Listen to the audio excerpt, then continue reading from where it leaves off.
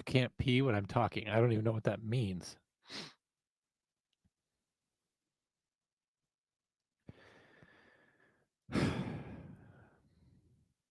Five. We're down. We were actually at 6, and now we're down to 5. I think this show's not happening tonight, gang. In fact, I bet if I check, 2 of the watchers are probably just the Com Center and Hard Time podcast. There's probably only 3 of you here. What a sad state of things.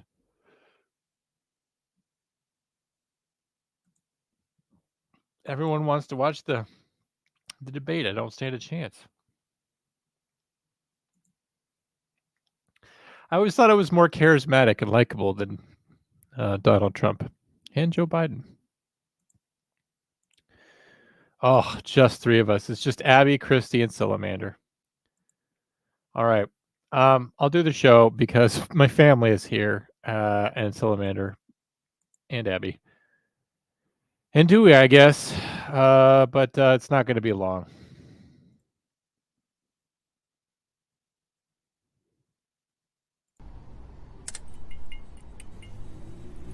Are you serious? Are you serious? Are you serious? I'm saying you.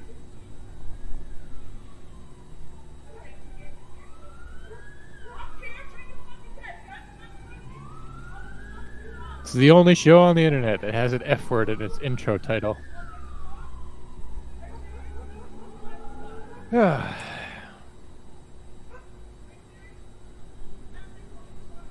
Weird week this week. This is the first podcast I've done all week. Some of you may know that there was no sports show today either.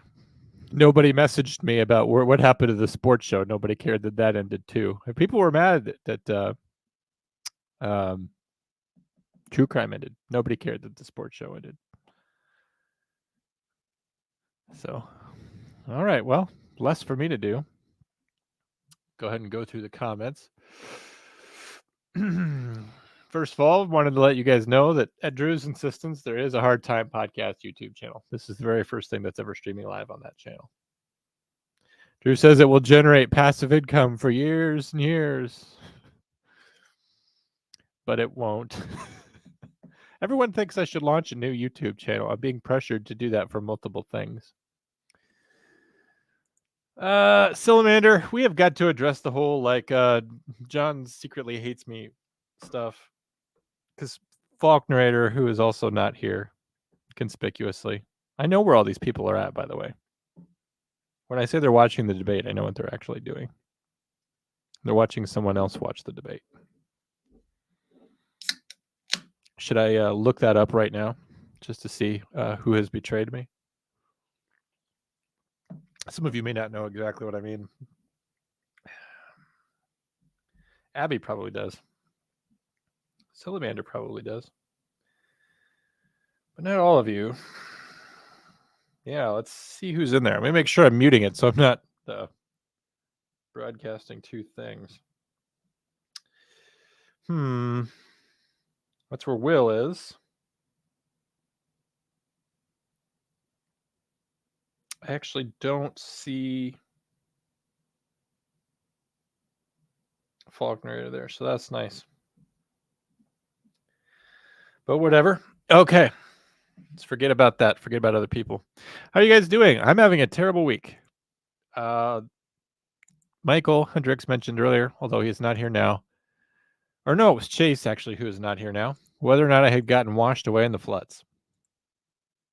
No. It was an ear thing. You guys are all like ganging up against me. I don't have to be here for that. The thing is, if you guys want to gang up against me, you can actually do that on your own. I could actually just leave. If you need the forum to chat in, I'll do you guys a solid. You can just chat here. That's okay. Who is all here that didn't talk yet? There's 8. Still didn't hit 10. I'm gonna have to make it a hard and fast rule that if there's not 10, I'm not doing it, because There needs to be some return on investment for me. And I know, I mean that from a business standpoint. I like doing the show for you guys and talking to you. That's, not a problem. I enjoy that. But it's also a watch hours thing.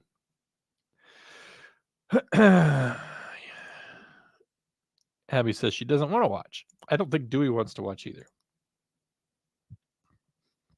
Probably didn't get the notification yet. Maybe. Dewey wants me to never play the song here again, by the way.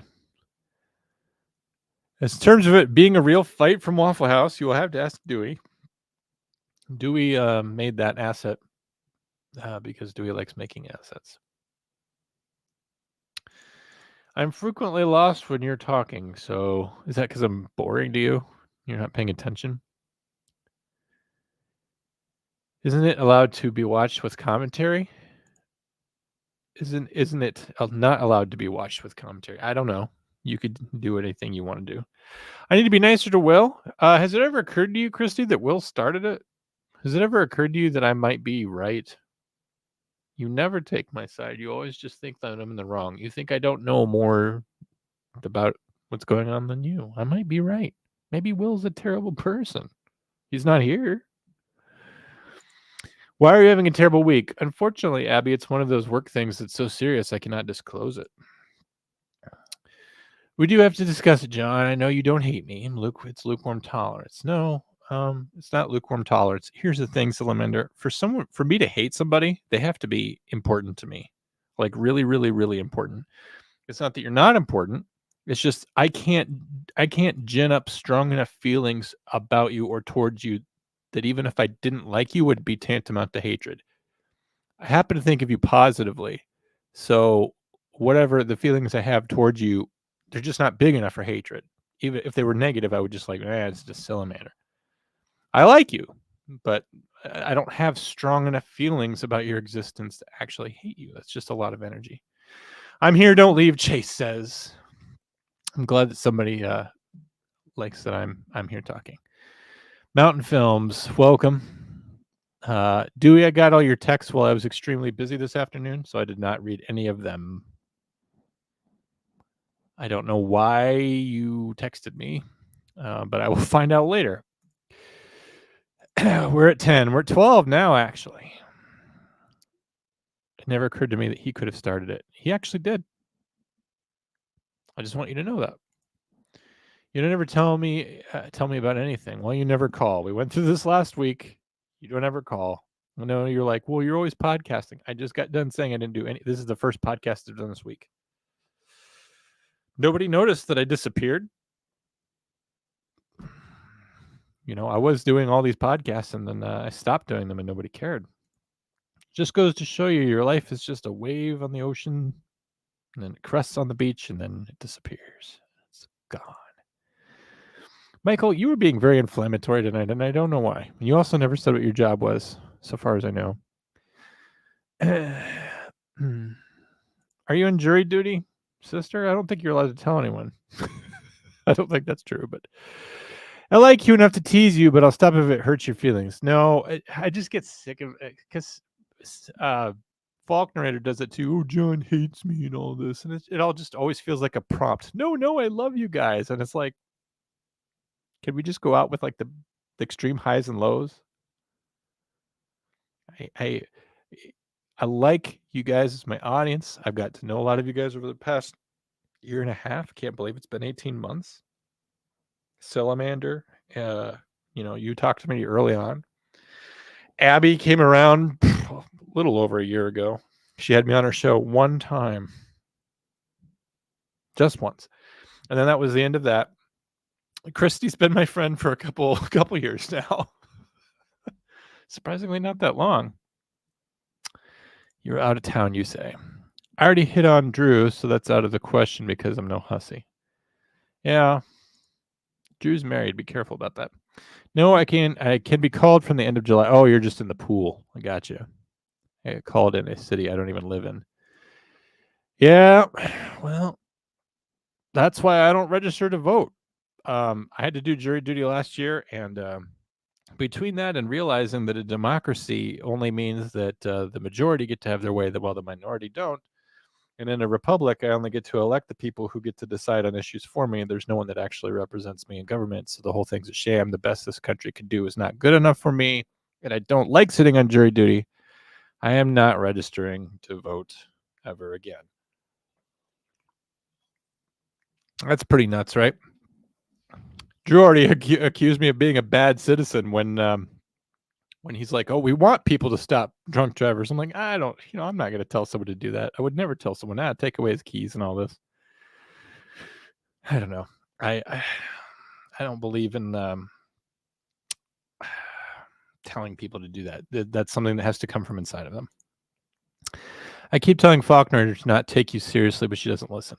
Christy, if you were here last week, you would have heard me call Faulkner, and I talked to her child. It was very, very endearing.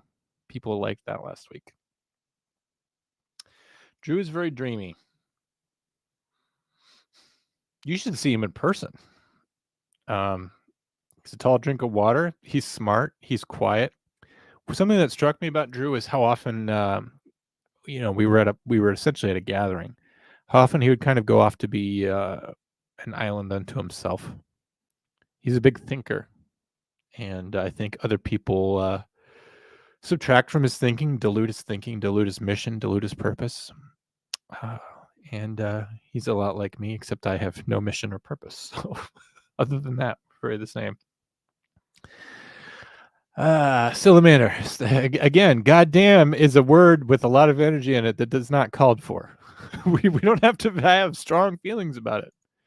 Lukewarm feelings. I think we reached an agreement there. A couple years, bud. Yeah, it hasn't been consecutive. I'm on the outs with you frequently.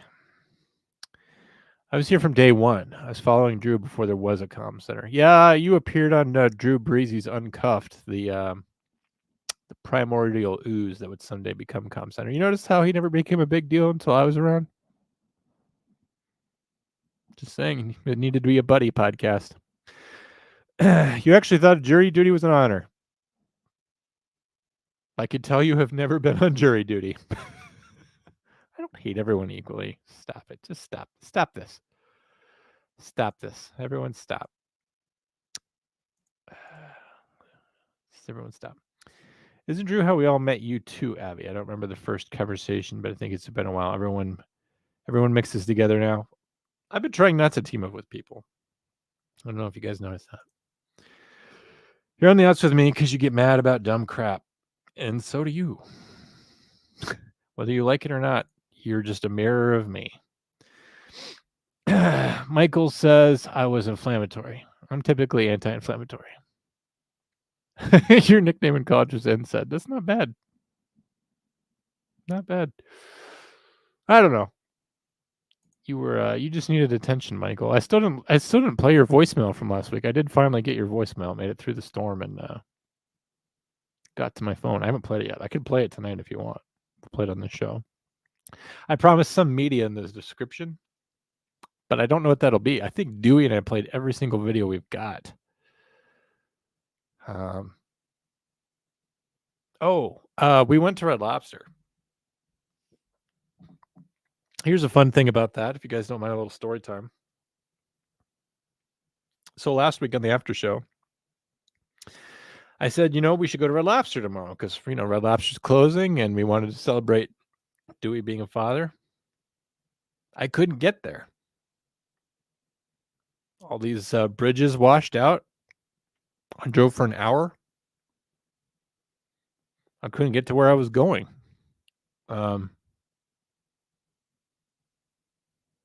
Yeah, I drove for over an hour and I could not get far away from home because the water had just taken everything out. So,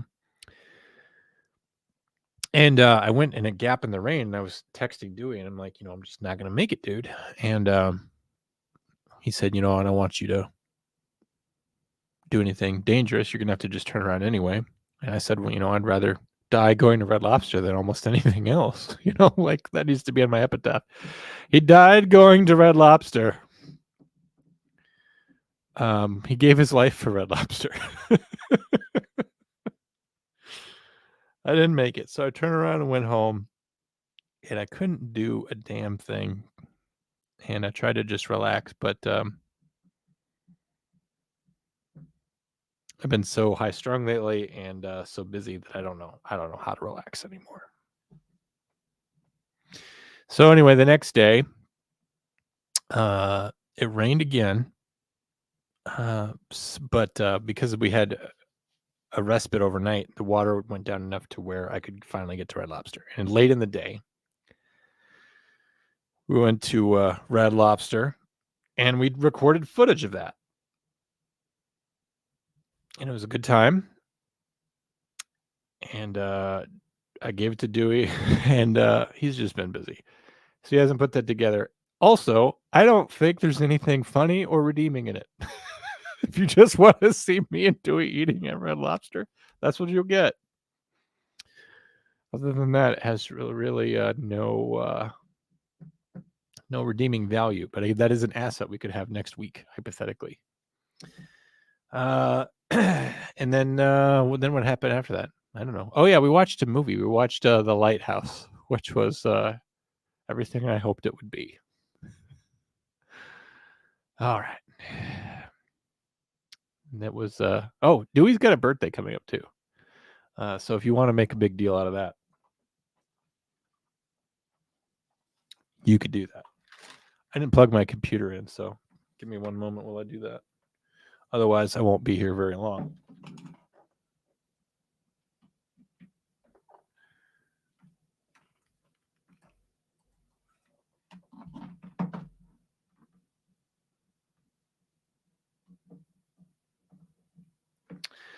Anyway, so that was our weekend.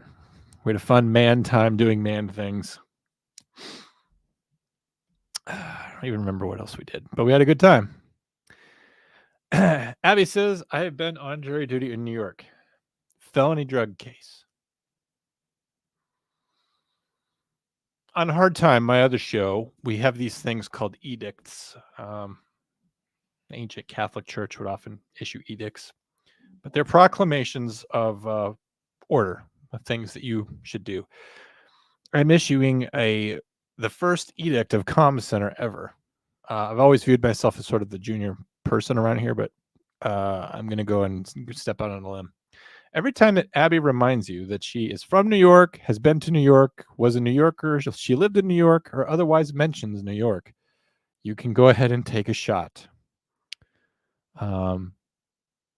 Also, Abby, you said it was a felony drug case. Wasn't it you who was asking me like 3 or 4 weeks ago, how does someone know the difference between a felony and a misdemeanor?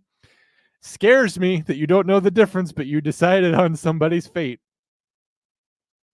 Whoops. Uh-oh. Hope someone's not sitting in jail over you. All right. Done teasing Abby. Abby says, Drew had me on Fair to Stop twice, which was very nice of him. We actually did a crossover episode. Yes, it was like every time Law & Order and Law & Order and SVU crossed over. Abby, is your podcast up for some sort of award or something? I scrolled past something and I was thunderstruck that your podcast was like submitted into a festival or an award or something. It was like in contention for an award. Feel free to discuss that there. And then feel free to discuss why you never brought me back, even though I'm the most intriguing guest you ever had. I'm not the best guest that you ever had. I'm the most intriguing. Most of our conversation is via text, so I think you get mad for stuff I didn't say. I'm rarely mad. You don't understand me at all.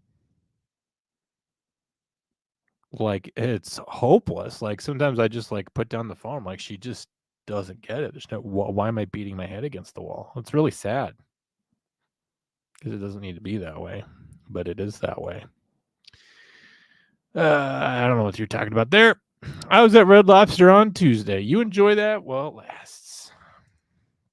Cheddar Bay biscuits, sustainably harvested. Did Dana play in the water? No, Dana is getting too old to play. I came home today to find that Dana had pooped all over the house. It's not her fault. She even wears a diaper now, which is very emasculating, which she's fine with because she's a girl, but she can't be at home for any amount of time without losing her water, so to speak. So first thing that happened when I got home was to put her outside and then mop the entire house, clean that up, and then try to mow for the first time in like 10 days. So I only got sectors 1 and 2 mowed. This is all from when I got home all the way up to the show. And then after the show started, I made a steak. So been busy all day. The water's also not fun to play in. My ditches out front, Christy, they're black. So like we're getting where my house is, I'm surrounded by a cornfield over here and over here. All the water that's run off of that has like industrial fertilizer and chemicals in it, and it's destroyed the grass. And the grass smells really bad, and it's black. And I like found a dead bird out there while I was mowing. So no, she didn't play in the water. It's not fun. It's just gross. Mr. Jury Duty comment. No one make a big deal out of it. What are you turning, Dewey? When were you born? You're turning 34 or something. Some ridiculous young age. Some number that makes me want to just kill myself to even contemplate.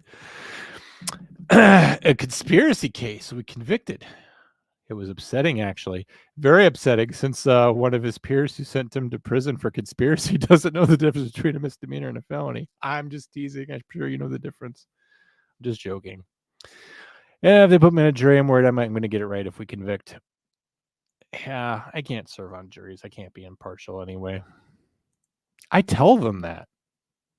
I put in my questionnaire, like, I'm not happy to be here. I'm not going to be impartial. And I still have to sit through like round like 19 before they finally blackball me. I'd love to have you back. And yet, it doesn't happen. And you haven't been on an episode of Hard Times since like the 20s. That somewhere around, probably, I should look at the last episode you were. It's probably like episode 22. We're on episode 85, just dropped. Where have you been? You know, you're off being Miss Important podcast lady. Serious podcast, serious discourse, elevating discourse. Meanwhile, Jake and I are like making really complex, filthy jokes, and you know, not going for awards. Yeah, we are making some money though, which is nice. And I'm giving it all to him, so I don't come away with anything, which is okay. Michael Hendricks says to my sister, just take the opposite side of the majority, make it interesting, argue aggressively for your side. I was telling that to Drew earlier this week when we were filming a Hannah Payne Part 9. By the way, this thing's not going away, gang. We have to film another episode about it. We have like several more in the can.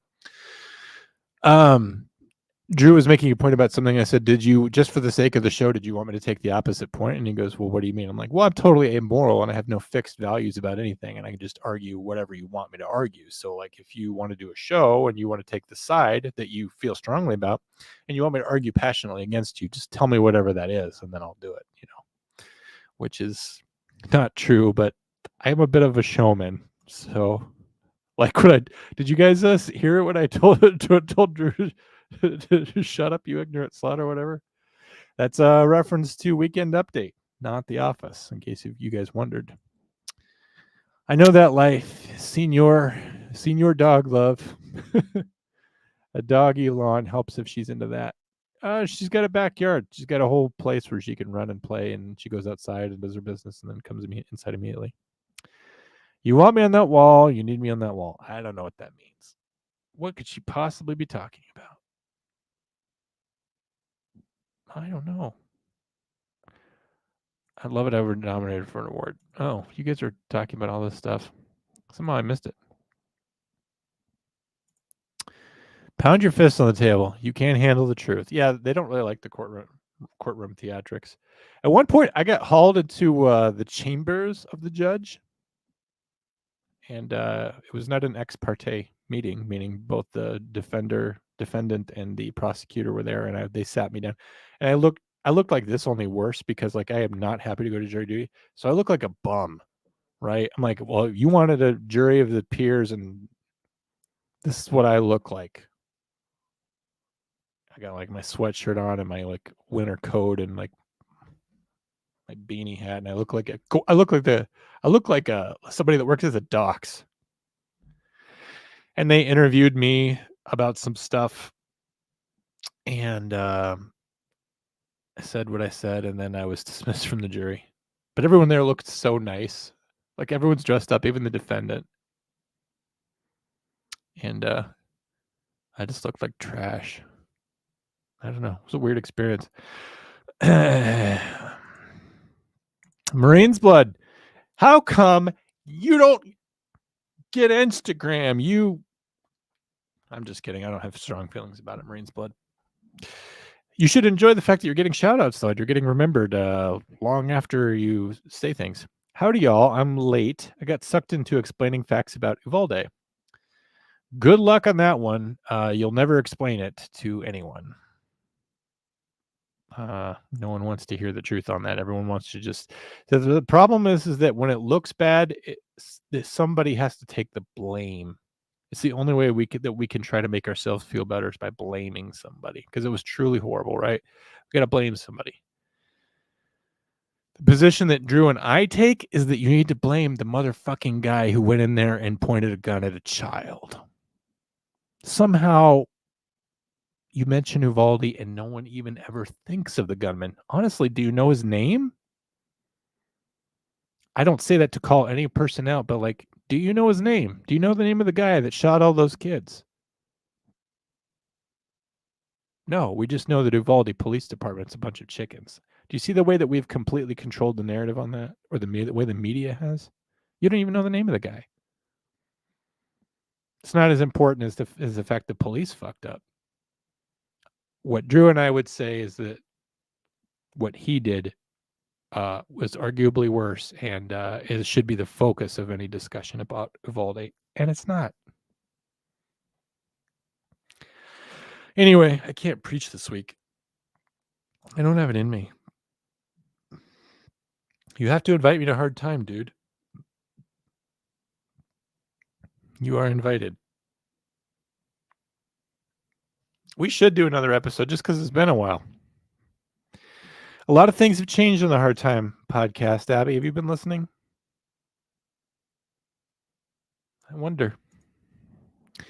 You just blame people for not calling or having you on the podcast. The phones and the podcast go both ways. You can't complain and then sit on your hands. I can. I believe that is my purview.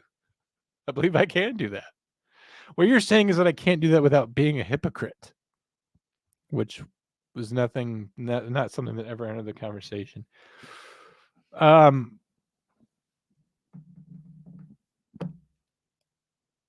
It's still on you. You could call me anytime you want, though. Actually, you know what's funny? You're defending Abby. Abby calls me more than you do. So, I don't know. I'm tired of him complaining. Yeah, it's not real complaints, though. Blaming everybody else when he has dialing fingers. I wouldn't be a good narcissist if I wasn't blaming other people, though. I've got to work at it. I'm the world's first. What was it I said to Kendra one time? I'm the world's first humble narcissist or something, or high functioning. No, I was the world's first. Humble narcissist. I can't remember what it was, but it was a great moment on True Crime. I missed that show, by the way. I mean, where you're at work to save your mopping.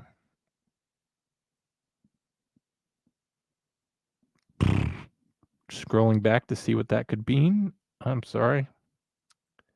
I don't mean. Oh, sorry. Cylinder, if you whatever this means, I didn't get it. I'm sorry. Totally agree with you, John. Thank you, Marine's blood. Don't even know what you're agreeing with. Thank you. I don't care to learn that pieces of shit's named John. There's a difference. What? Oh. I don't even care to learn that piece of shit's named John. There's a difference. It's not right, but it's not about his identity. It's the fact that Jace, I think you're kind of missing the point because you're getting caught up on like we need to honor him. You know the name. You know who Timothy McVeigh is. He's a terrible guy. You know who Ted Kaczynski is. He's a terrible guy. We don't we don't say, well, you know, I'm not going to learn about the Unabomber. I'm not going to learn about the guy that blew up the Oklahoma City federal building. My point is that when we talk about that incident, we completely gloss over and ignore the evil person who perpetrated evil. We can all have different opinions about how the police officers responded, and you can have that opinion. That's fine, even if I disagree. But what we should all be able to agree on, Chase, is that the asshole who went in and pointed a gun at children is the real bad guy of the situation. And because of the way the police responded, nobody cares. Nobody is spitting on his grave. He doesn't matter. We're so apathetic to tragedy and school shootings that we don't care. We don't care what bad people do anymore, and we should. Your conscience should be shocked by what that guy did. Your conscience can be shocked by the police if you want. Okay. Is your conscience shocked by how bad he is? When you think of Uvalde, do you think about that asshole pointing the gun at the kids, or do you think about the police officers stacked up outside not doing anything? When you picture it, what are you picturing? And I'm just inviting the public that criticize the police, but why don't we criticize the guy that pointed a gun at a child? It takes a monster to do that. And we're not calling him out as a monster because we're so distracted with this other stuff. And we're distracted by it intentionally by the media. They wanted the police to be lambasted and destroyed. And unfortunately, that case was always going to come, whether it was Uvalde or not. And it was Uvalde. And the media response to that was agenda driven. That's what I'm trying to draw attention to. I think it's obvious. I'm a bit of a whiner, yeah. And yet everyone's here. So what can I say? It's working, right? Don't mess with what's working. What is my personality type? Do I even have a fixed personality? You don't read what I write, and I think that's a lot of the problem. I think a lot of the problem is that you write too much, and you think I'm going to read all that. That sounds mean, but it's like when we're not agreeing and you're not listening to me either, it's better to walk away. I'm going to be real honest. I'm rarely this honest. I don't have any fight left in me for you. We have been fighting our entire lives, and I won't do it anymore. I won't. You can just disagree with me. I'm not going to change your mind. I never will. I'll never change your mind. You know why? Because you're just like me, and you're never going to change mine. Why am I going to go back and forth with you and drive you nuts and have you drive me nuts when I can just walk away? I'll even lose. I don't care. You win, whatever. It doesn't do any good. I won't do it anymore. I won't fight with you anymore. I don't know. I don't know what to say about that. It's not, we've been arguing since you were born. You know? There's nothing that should come between us, really. Like we disagree on so much for whatever reason. The joke here is that it's because you're a radical leftist, whatever. But I've tried to explain it to you before that, like, I love you and I don't care about this enough to fight with you. I don't care. And so that seems mean that I'm not going to read through your long paragraphs, but it's just like I'm walking away. And catch up with me when you want to talk about life or something else. Why fight? It's pointless. We'll never convince each other of anything. And even if I did, suppose you won me over to your way of thinking, or me you, then what? Whoop-de-doo, big deal. I don't even know what that would mean. It'd be pointless. Wait. Can I just call you? I mean, like, you won't. I likely won't, but maybe one day. Yes, you've been invited to call me on the show every single time we've heard an episode of Comm Center. For like, what episode would this be? 52 plus 25 minus 3. It's like episode 80 or 90 of Comm Center. Oh, look who's here. April's here. By learning their names, aren't we giving them what they want? Fame? No, that would be speaking their names. And I don't know if they want fame or infamy. You make a good point, April. But I think if you're going to say I have strong opinions on this to the point where you're going to go out and try to convince other people, you should know what you're talking about, whatever that is. And then you should just know your facts, and whether you like it or not, his name is a fact. I don't really think it honors. It doesn't honor Timothy McVeigh, that I know who Timothy McVeigh is. It doesn't honor Ted Bundy, that I know who Ted Bundy is.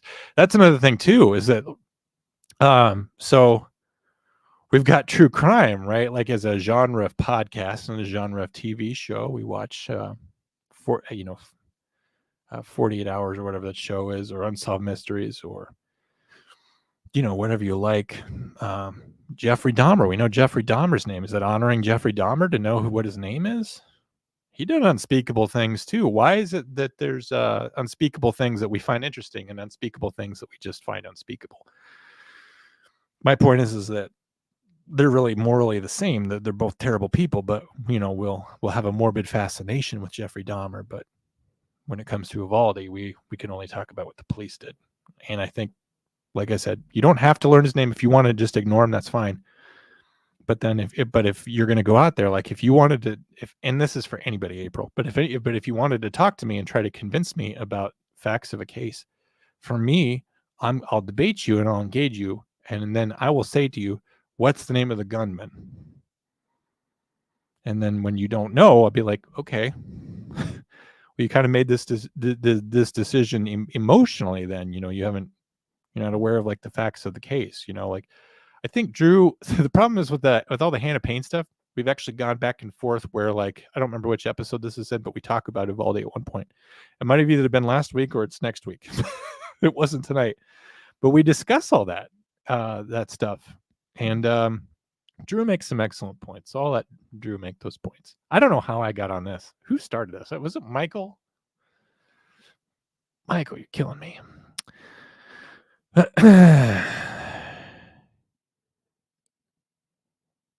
My comment between my first and agreeing with you was removed. I didn't remove any comments. Maybe you did. I don't see when things get removed on here because I'm on StreamYard, not on YouTube. April says don't learn their names. She's allowed to have that. This could be a good point too. Social media has skyrocketed these things. April, you're old, and you're not. I'm not trying to call you old, but you remember Dylan Klebold in Columbine, right? We didn't have social media back then, so I almost wonder if we could plot that out. I mean, correlation's not causality, but you may be onto something there. I think crimes like these are often expressive. I think this guy, I mean, he literally went back to the classrooms where he was bullied, and these kids were proxies for whatever harm befell him, and so it was expressive in that sense. I think when people react violently, they're trying to express their frustration, their rage, their anger. They want to be understood. They also want to regain control over lost control.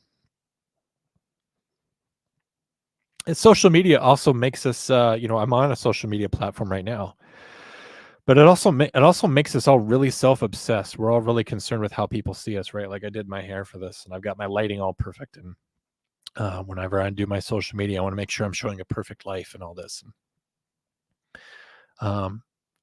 Case in point, I remember the first time I ever took a selfie, and I was really uncomfortable with it, doing this thing here.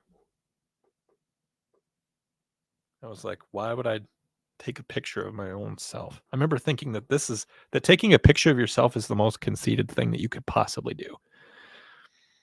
I remember thinking that was wrong to take a selfie. It's normal now, and now the thumbnail for this episode is a selfie. So I'm not like trying to take a stand and say if you're taking selfies you're conceited. I'm not doing that. I just remember there was a seismic shift in our culture when selfies became a thing, and just the first time I did it, I felt it was weird. Yeah, we don't think that way now. I do not think that. Stop it. Stop antagonizing people against me. Everyone hates me anyway. We don't need to antagonize people against me. I've got plenty of people who hate me. Well, I'll always fight for and with you. Well, that's not encouraging to me because I don't want to fight. So I don't know if this was supposed to be sweet or loving, but it kind of fell flat, to be honest, because I don't want to fight.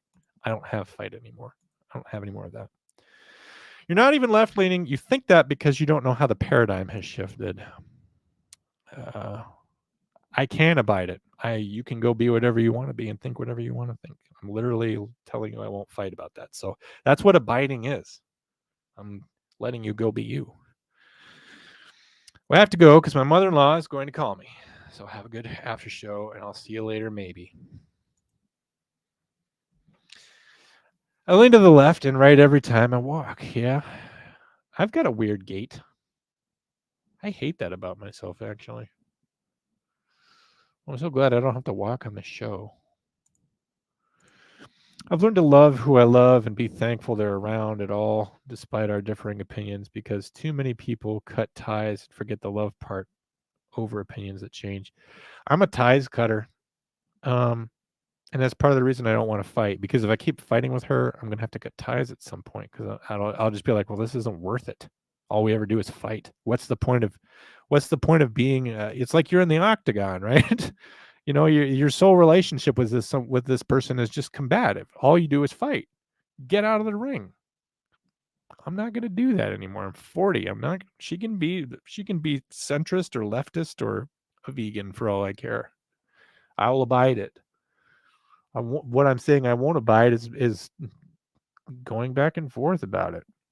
I mentioned at the top of the show, like you have to have strong feelings about someone to hate someone, and I'm not willing to take the strong feelings I have and make them negative towards my sister because I've already done that. I'm not doing it anymore. She could be provocative or whatever. I'm not going to engage anymore. And I'm leaving it off the rest of the after show for all time. Well, Michael Hendricks has got to go. I have to put the kids to bed. Thank you, Michael. I'm glad that you enjoyed this free content. The Hannah Payne stuff. I regret effing it up and having the episodes there out of order because here you can see that Drew and I are really on opposite ends when it comes to the prosecution and defense. In episode 4 or through part 3, part 2, which was last week, we were still fighting, but we were kind of coming to Drew was, I'll just say, he was talking me into certain points, which I came to understand. I don't think I ever got him to change his mind at all, although I think I was making some good points that I still hold fast to. Like, case in point, I don't think that Hannah Payne was right when she stepped up to the line. That was the point I made last week, right? They're both stepping up to a line. I don't think she crossed the line because all she did was walk up to him and hold up her phone and says, the police want us to go back. It's confrontational, but there's nothing wrong with confrontation. There is something wrong with assault. So, like, I don't agree with Hannah Payne stepping up to the line, but I don't agree with the operator of the Dakota, whose name escapes me at the moment because I'm tired. I don't agree with him stepping up to the line either. What he was doing to step up to that line also was way worse because he was being a drunk driver, which I don't approve of. All right. Photographer Cindy Sherman made an entire career doing self-portraits, though they weren't selfies. She used a mirror? I draw myself quite a bit, which is an artistic thing, because if you can't draw yourself, you can't draw anybody. So, like, I practice a lot with my own face because I just know what I look like. Self-portraits are different in terms of their artistic meaning than a selfie. And I think I made my point on that. And if it's not clear, then I can't make that point, and I'll just keep going. I don't hate you, John. Thank you, Bone Cold. Everyone else does. What's funny is that you should. You're the one person here who I know for sure is an Eagles fan. And I saw an interesting stat today, Bone Cold, that right now every team in the NFL has at least one former Eagles player on it, except the Dallas Cowboys. We don't care how talented you are. Once you put on that midnight green, we don't want to see you over in Dallas. It's amazing. I wonder. I would have to look into it because I don't. But I wonder if there's any former Redskins or Giants players play for the Cowboys. I know met plenty of players who've played for teams in that division. DeMarco Murray, Joe Looney, other guys. But yeah, Eagles don't go over to Cowboys. Dallas Goedert should have played for us. I mean, his parents named him Dallas because they love the Cowboys. And somehow we didn't make that one happen. We needed a tight end too. Selfies are self-absorbent when done like they are now. The old self-portrait was an artistic thing. Thank you, Salamander, for solving that for me. I don't have to even get into it. Oh, we got some heavy language there. I actually don't say that word. You and Drew are doing. Thank you. You and Drew are doing a great job breaking the pain case down. Some of you were saying, like, I think it was Michael Hendricks who's being spicy. He was coming in and saying something about, oh, is this, reboot number 3 or 4? We're going to go interesting places, and fully thinking it out, I think, is going to change your mind because I changed my mind about how I felt about her. I think if you just take a cursory glance at the case, especially the way that the media paints the case, you go for like the most simplest explanation, which is just some woman out there being a traffic Batman, decided to take the law into her own hands instead of taking it to court. That's like the most simplistic way of viewing it. But most people don't want to dive into anything complex, so they just Hannah pulled a gun. Yeah, when though? When, Abby? When? And that's why you need to watch the next part because it didn't go down like you thought. Well, if drawing yourself is a standard of which by which you have been drawing ability, count me out. Are you saying you don't want to draw yourself or you don't want me to draw you? I'm at the bottom of the comments. I wonder if I could find that picture of me where I punched Dewey. I wonder if it would be easy to find. I have like all my folders of various pictures. They're all very disorganized. And so, I have a very hard time locating the works I should be doing. Let me see if I can find just typing it in. I mean, I posted it a few weeks ago, but it's my favorite drawing of Dewey, I guess. There it is. Dewey punched .jpg.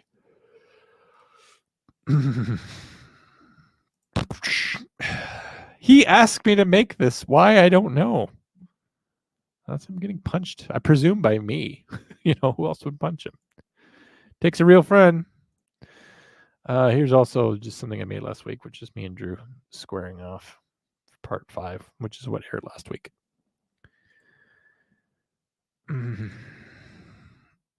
Anybody watching the debate? Is it going well? We have hope for the future of this country. I think David says, I'm not in the chats, John, but I am watching. Why aren't you in the chats? Is it because your hands are broken, David? I presume that's David. All right. Phone line's open, I guess. Now that we're at the bottom of the comments, and now that I've talked about my complex and tragic relationship with my sister that you all care about so much, and me taking a bold stand on Uvalde that the guy that pointed the gun at the kids was the actual bad guy.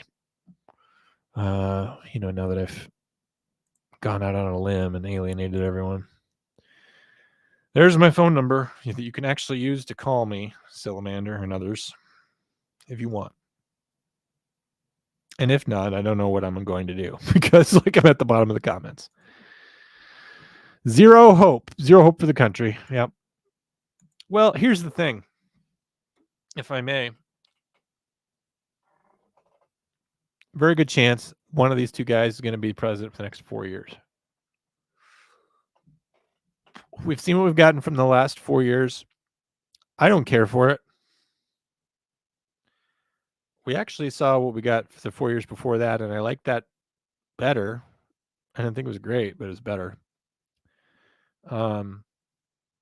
But there's a problem with saying we need to get somebody in here to be the president for the next 4 years to save America, because America will never be saved by one man in 4 years. We have cultural problems and problems with our nature that will never be overcome. And in fact, a politician is not going to ever be the solution. Politicians don't care about you. They care about their own power. They don't care. Either one of these guys would send you or your sons off to die in a war. I'm not saying that some wars aren't worth it, but some aren't. We're getting a call from out of somewhere else. I think I forgot to set this up. Maybe not. To accept, press 1. To send a voicemail. Accept. Hello, caller. Hello. Can you hear me? I can hear you. Can you hear me? I can. Is this my brand new friend that I've been chatting with this week? On Instagram, yeah. So I'm delighted to hear from you for the first time. I do have a mug cooking for you. They have to make it. I don't know if you ever saw. I think I have an example of that. If you're watching right now, I think I have an example. I made a mug identical to yours, and I sent it to a guy named Mike Dutcher. I don't have that picture handy, but that is coming out to you. So how are you, first of all? I'm doing good. Did you want to? I'm doing good. Did you want to say your name for the listeners, or do you want to remain anonymous? My name's Melissa. Hi, Melissa. How are you doing tonight? Oh, I'm having a good night. It's nice to talk to you, and I've enjoyed catching up on the comm center. Yes. So this is an interesting story, but Melissa reached out to me to say that she was sad true crime was ending, and she made some nice comments about the fate of comm center, which I discussed on the show. I think that will air next week, Melissa, because I messed up on the order of the shows. So people will find out about your comments next week. I will address that. But you thought that comm center went away at the end of last year. Is that correct? Yes, because it wasn't on the Failure to Stop YouTube channel anymore, so I thought it was just done. Yeah, that would have we would never leave you all that way. We would never crush you like that. We have so much more to do, and so Drew and I spun off. And have you had any favorite episodes from this year that you've seen so far, or anything that you really liked or that you want to see more of? I like this after show that you're doing, and I've enjoyed. I really like tonight your show. You and Drew breaking down the court case of, is it Anna Payne? Is that her name? Hannah with an H, yeah. Okay. Yeah, that's been interesting because I just got subpoenaed as a witness today. So I didn't really know what to expect. And then watching this show, it makes it like answers a little bit more questions. Who subpoenaed you? Were you subpoenaed by the prosecution or the defense? The prosecution. Have you already had your first meeting with them about that? No, I don't think I'm going to have a meeting. I don't really know. You should schedule a meeting. Call them up and tell them that you want to talk before you get up there on the stand. That would definitely be a good idea. Oh, that's okay. I'll do that. That'll be helpful. And if they say no, then you'll be like, oh, okay, I guess you really believe in me or whatever. I mean, I don't know what you're being asked to testify on. Maybe it's pretty straightforward. I don't think it matters because it was like a multiple caller incident, and yeah, like there's just like the facts of what happened. And okay.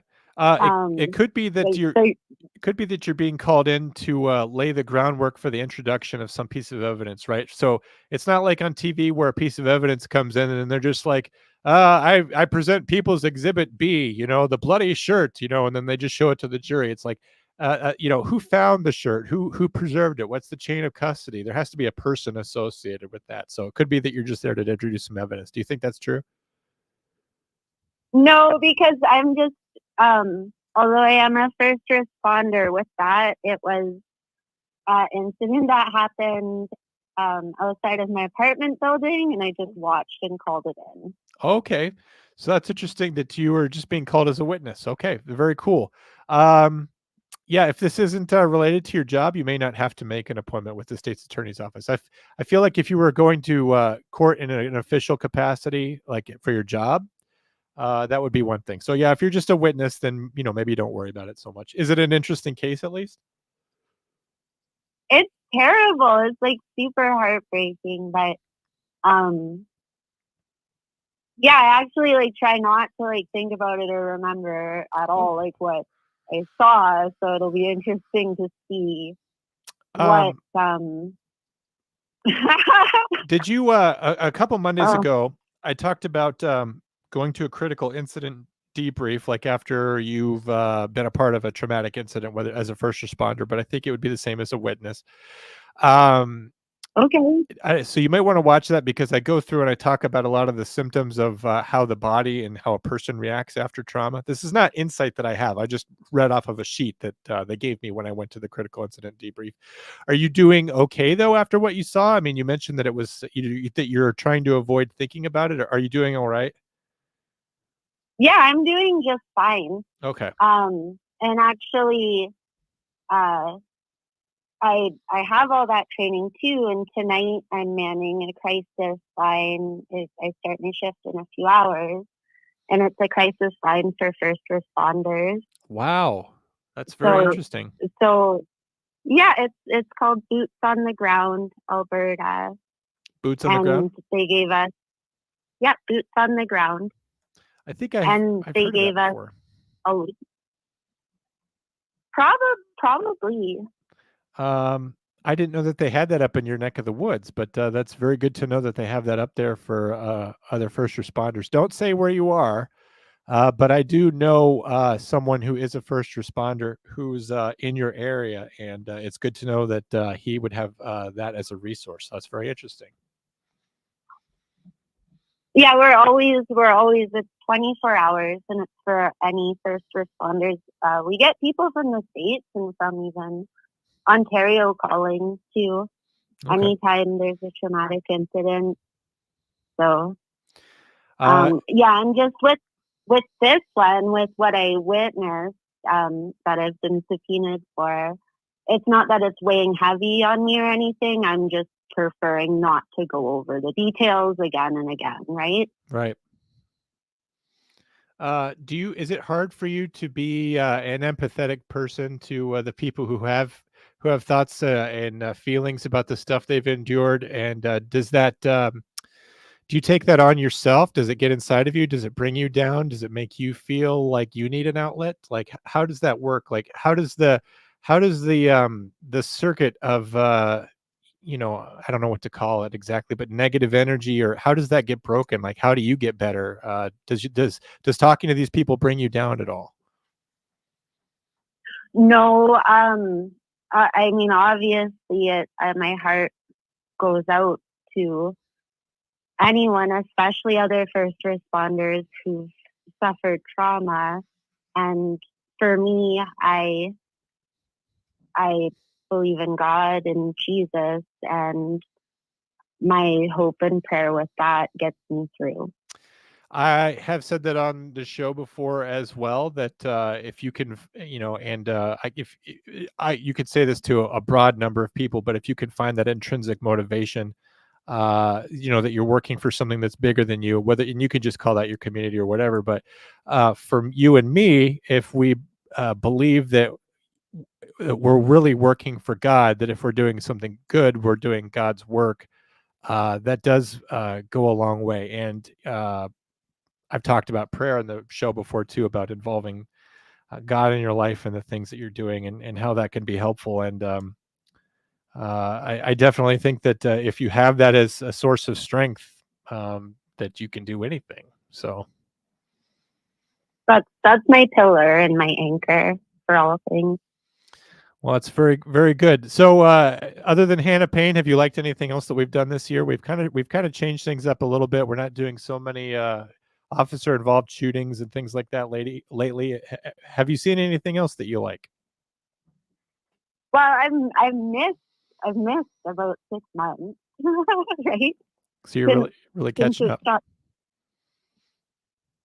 Pardon? So you're really taking your time to catch up there. You've got a lot to get through.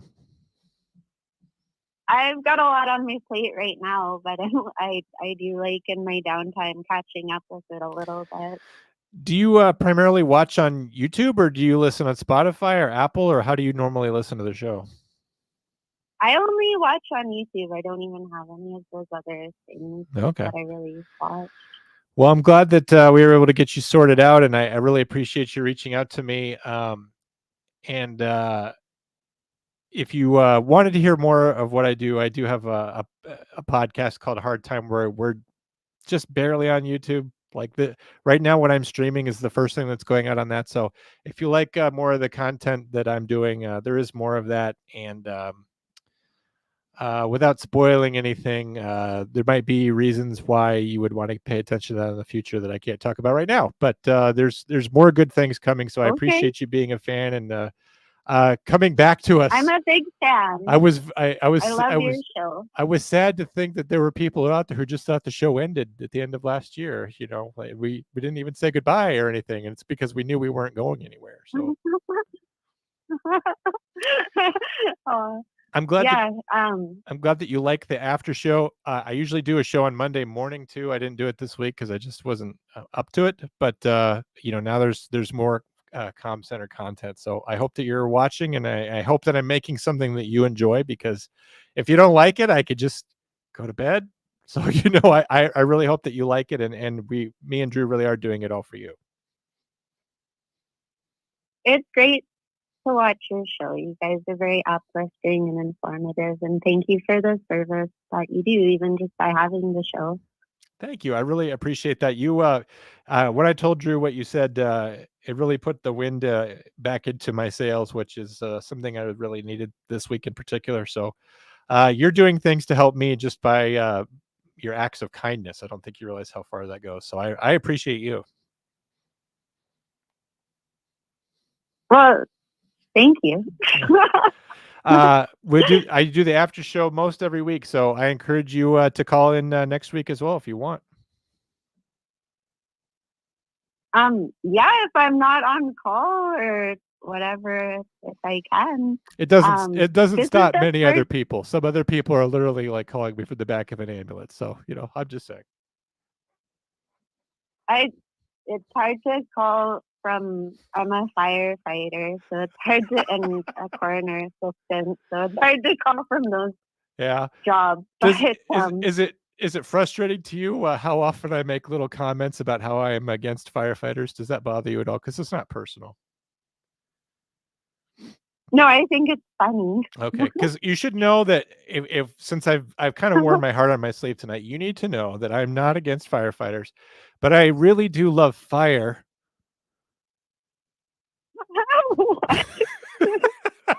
Just kidding. All right, Melissa. Well, I hope you call me next week, and I really appreciate you calling in tonight. You're very kind, and I really appreciate you.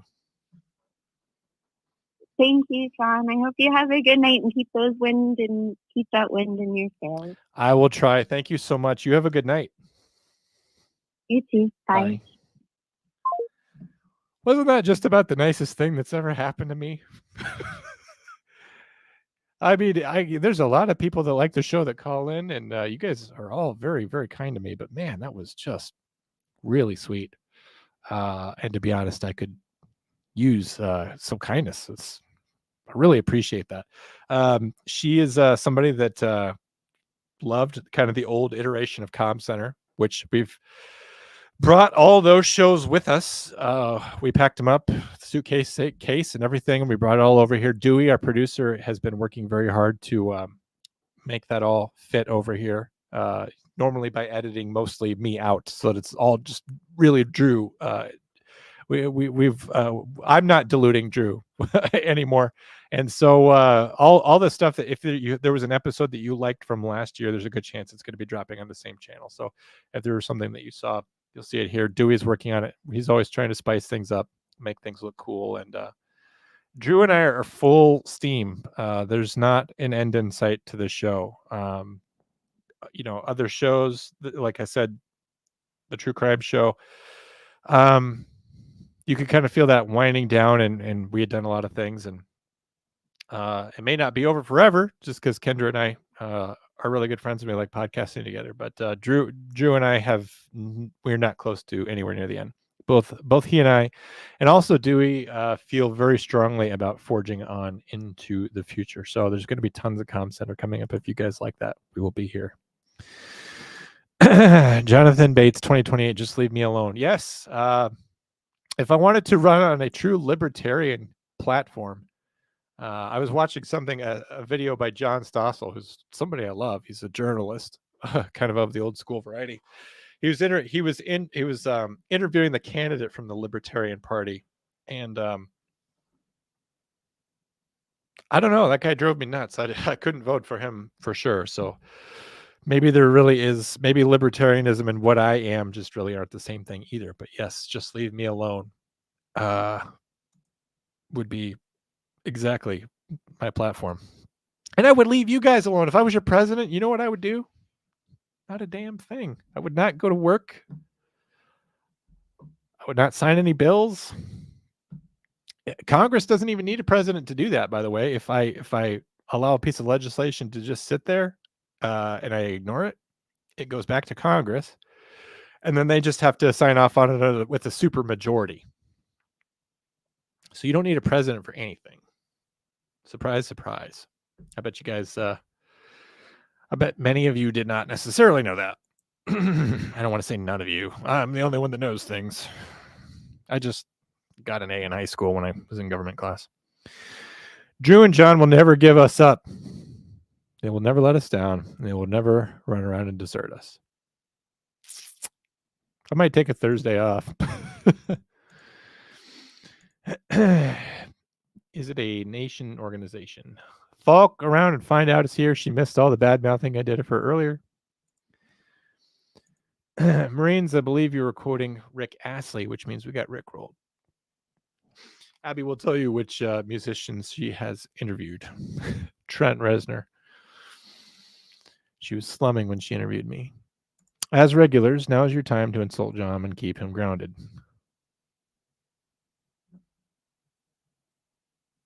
I can only assure you I'm grounded. Very well grounded. Grounded. What are you guys talking about? If it's what I found, I see I haven't heard of it. You would get impeached for not doing your job. You can't be impeached for not doing your job. You can only be impeached for a high crime or a misdemeanor. It says that in the Constitution. Not doing your job's not a high crime or a misdemeanor. In fact, some of our best presidents did very little. Favorite Democrat would be Grover Cleveland. Didn't do a lot. He knew that it wasn't his job to do a lot of the things he was being asked to do. He understood the role of the president. Love Grover Cleveland. That's why he was president, and then Benjamin Harrison beat him. We got Grover Cleveland back.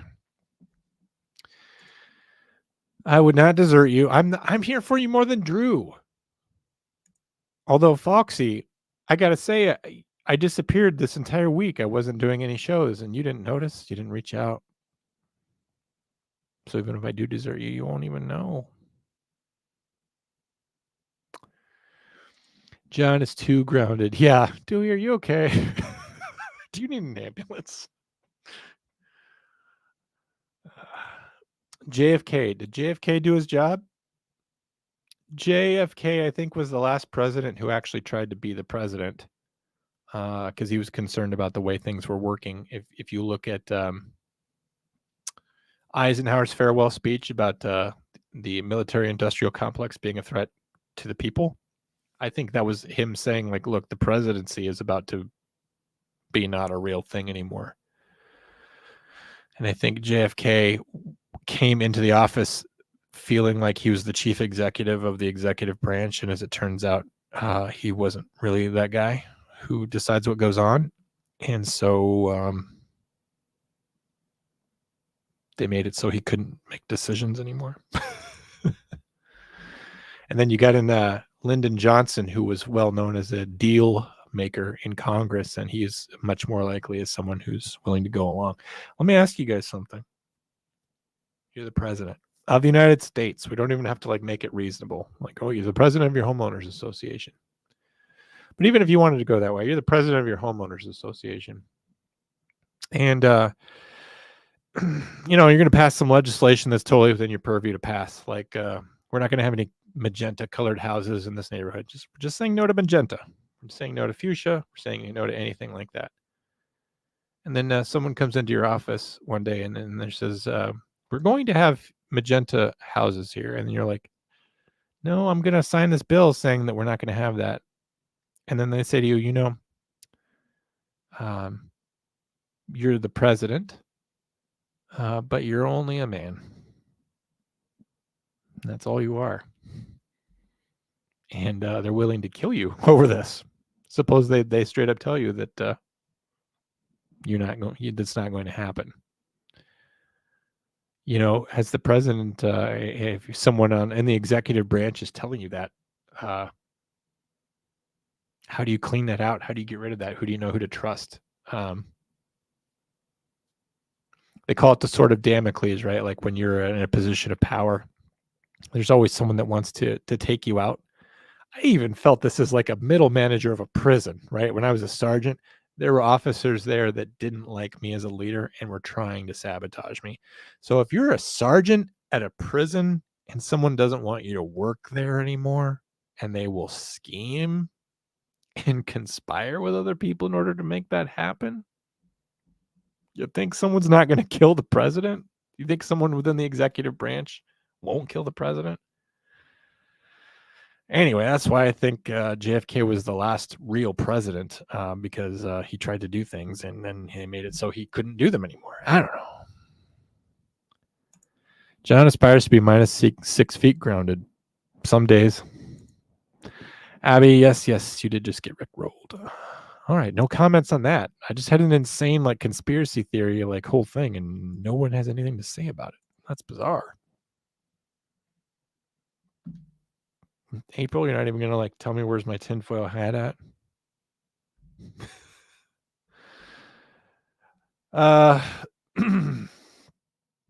Interesting comment from David, but he's not in the chat, so I'm not going to read it out loud. David, you want your chats addressed? They're going to be here. They're going to be on YouTube. On JFK, I think it was the CIA and the mafia. What does the CIA need the mafia for?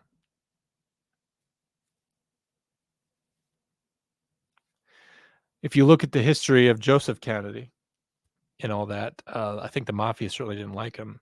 I think the mafia certainly didn't like Robert Kennedy because he was the attorney general.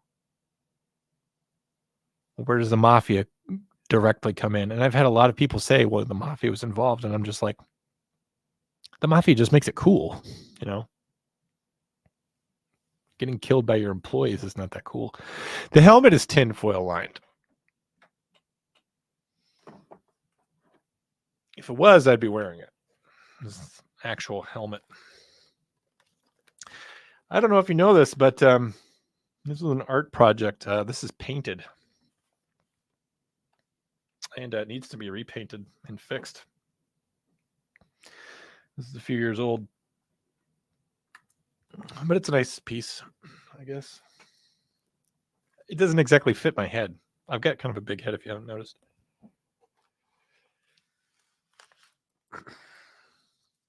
And it makes my beard weirder. Should I just do the rest of the show with this on? I don't have my shoulder pads on, so like my proportions are weird now. I have shoulder pads. Should I do next week and just full get up? The helmet was actually made for Halloween one year. I had the whole thing. I've even got the pants. So The pants actually are authentic. They were worn by Dallas Cowboys center, a very good center named Andre Gerard. So I have literally the pants of the guy that snapped the ball for the Dallas Cowboys. I own his pants. Whatever, you guys don't care about that. How did I have this on the shelf before? I'm gonna have to like look at archival footage. Was it that way? Did it face the other direction? I don't remember now. I'm going to leave it like that. That doesn't look right. No, I had it so you guys could see the star, right? Look what you did. Now I don't know.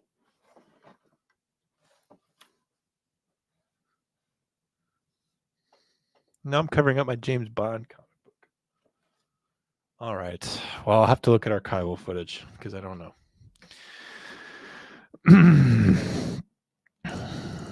They killed him. Yeah. I used to not believe that at all. I used to not think that that was a thing. I thought that that was like because it was a cool theory.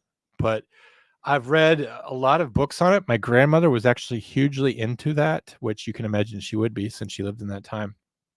And the more that you learn about it, like how 22 direct witnesses to the actual assassination in Dallas died of unnatural causes. 22. This is a Zapruder film that we all get to see. You guys realize that that was just some guy named Abraham Zapruder that happened to be testing out a camera that day. There was none of that was supposed to be caught on film. And for many years, nobody saw the Zapruder film. It was just on some guy's camera, and then of course he got it developed, and then Life magazine or Time Life or whatever it was bought the rights to it, and we're going to show it. And then somebody else bought Time Life and then changed the order of the frames in which the Zapruder film was shown. And not only that, but I encourage you to do this. If you want, you can actually look at JFK's autopsy photos online. Just Google them. They're not hard to find. The wounds don't make any sense for there being a lone gunman. Entry wound, exit wound. How the Warren Commission can look at those photos and say, yeah, it was Lee Harvey Oswald by himself. I think they went around and told a lot of people, like, listen, we need you to be a good American and say this. And it was a time of rampant communism and McCarthyistic thinking. And I think they intimidated and scared a lot of people. And honestly, like, think about it. If the president gets killed at anybody, they can kill anybody. You got to remember that must have been inherently implied. That nobody's safe. We can't even imagine what it would be like for the president to be assassinated. I think we might get to know what that's like. I think that's entirely possible depending on how it goes. Because there's some people that are just too much of a threat to the status quo. And this is not a pro Donald Trump thing. This is the main power of government, and this is not left or right either, is the status quo. Everybody in power. You want to know why things never change? It's because the status quo is what made the people in power get power. Why would they undermine the status quo that made them powerful? So they're not for change of any kind. They might do certain acts of legislation that are designed to directly benefit their constituents or their patrons or whatever themselves. But they're definitely in it for them. And don't kid yourself to think that there's anybody that really cares about you and what you believe in. Whatever it is your vision is of an ideal America, whether it's April's beneficent government programs or like my nuclear family grilling in the backyard or whatever, you just got to remember that's not what they're about. They don't care about any of that stuff. I feel like I'm just way off base tonight. What does the mafia need the CIA for? Is more like that. More, maybe. I don't know. I think the problem is that it would be even more egregious if it's the CIA, because the president's the boss of the CIA, and also the CIA is not supposed to operate domestically. There's a lot about this, like how man, I won't even go down this rabbit hole because there's a lot. The more you learn, the more questions you ask about that. You look like Hannibal Lecter. That's not nice. He is mean. And what does that even mean? Hannibal Lecter is portrayed by who? Michael Madsen? Anthony Hopkins, the guy that did it in the first movie that nobody's seen but me, Manhunter? How much do we need to raise to get you to do a show in this gear? All of it. You don't need to do anything. I'll wear it next week. I don't care. Marine's Blood. That show ended. Show's over. Did you see? Did you watch it tonight? Other way. Quarter turn towards the camera. I don't know. I'll have to figure it out. I should learn never to touch these things. Lee Harvey Oswald was a patsy. He was a damn good one. He was a Marine that defected to the Soviet Union, and he was an idiot. And they say he was a sharpshooter or a marksman. All he did was get a competency rifle rating for the Marine Corps, which, let's face it, gang, government training means they're not going to take someone who's a Marine who can do everything else that a Marine needs to do except to be good at using a rifle and then say, you can't be a Marine anymore. We're booting you out for this one thing. They will let you take your marksmanship thing until you pass. So there's no way that he was going to do that shot. I don't buy it. Packers, that's all I have to say to you, Chase. America's team. Wherever you fall on the spectrum of politics, if you love this country, you love the Dallas Cowboys. And if you don't love the Dallas Cowboys, then you're rooting for something other than your country. You want the Chinese to own the moon, and you want us to not have airplanes, and you want all the ice cream to evaporate, and just everything good America's ever done. I'm conflating it all together and making a straw man argument. There's a book called Hard Evidence that covered all that. Yeah. I also read Killing Kennedy by Bill O'Reilly. I read that all in one day because I went to a job where I had nothing to do for 16 hours. So I sat there, and in 16 hours, I read the entire book. You've seen Manhunter. Good for you. Good for you. All right. Somehow I'm caught up again.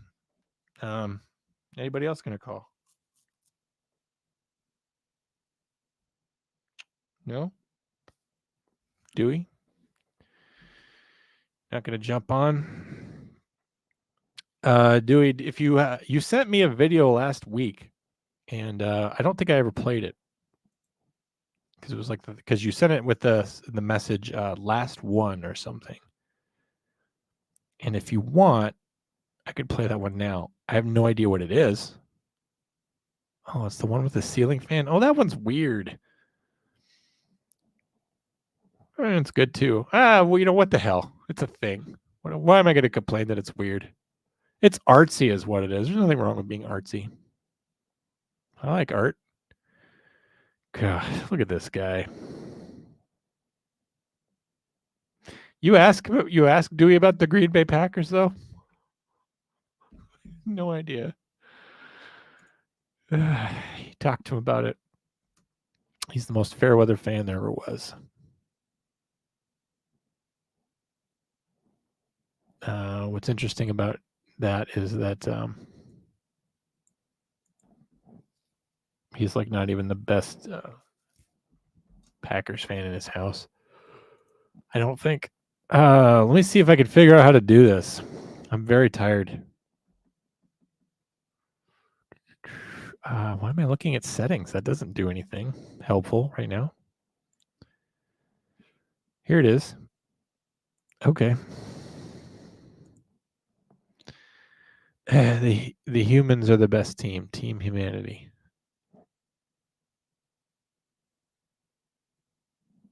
I've been a Packers fan my whole life, yeah. Okay. What number was Donald Driver? Just wonder if you know. Go ahead and Google it. I'll Google it while we play your video.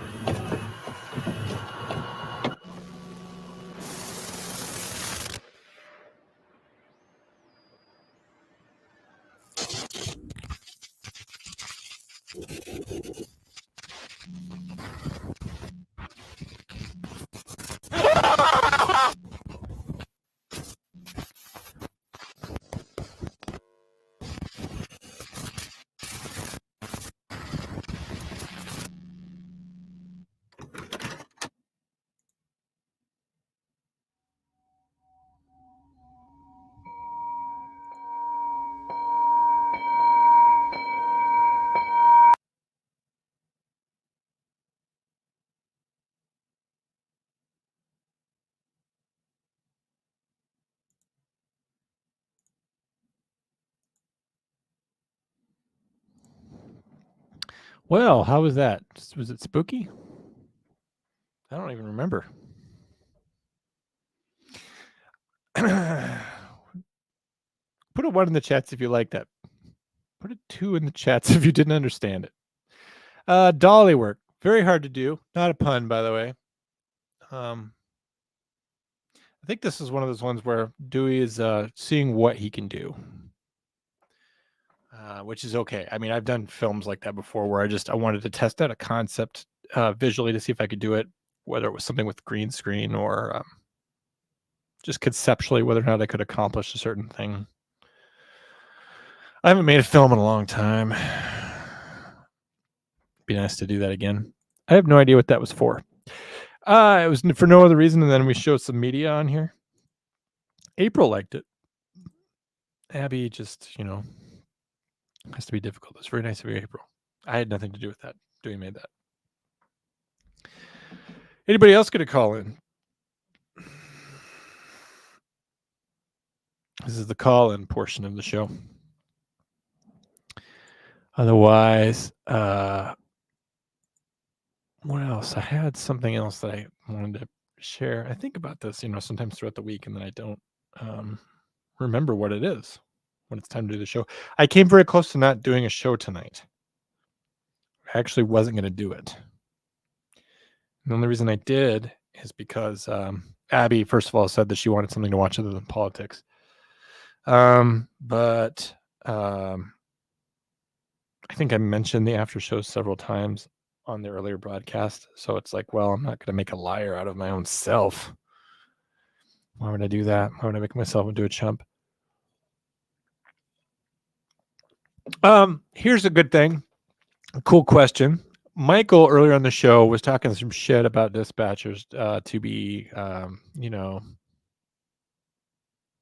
inflammatory.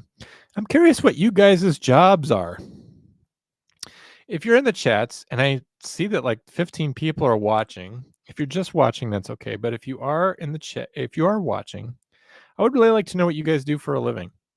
Because I have this sneaking suspicion that although we made the show for dispatchers and the public in general, no one is a dispatcher that's watching. As far as I know, we have like virtually no penetration into the dispatcher market other than dispatcher shenanigans, who I guess follows us. 10-8 podcast used to follow us until he disappeared.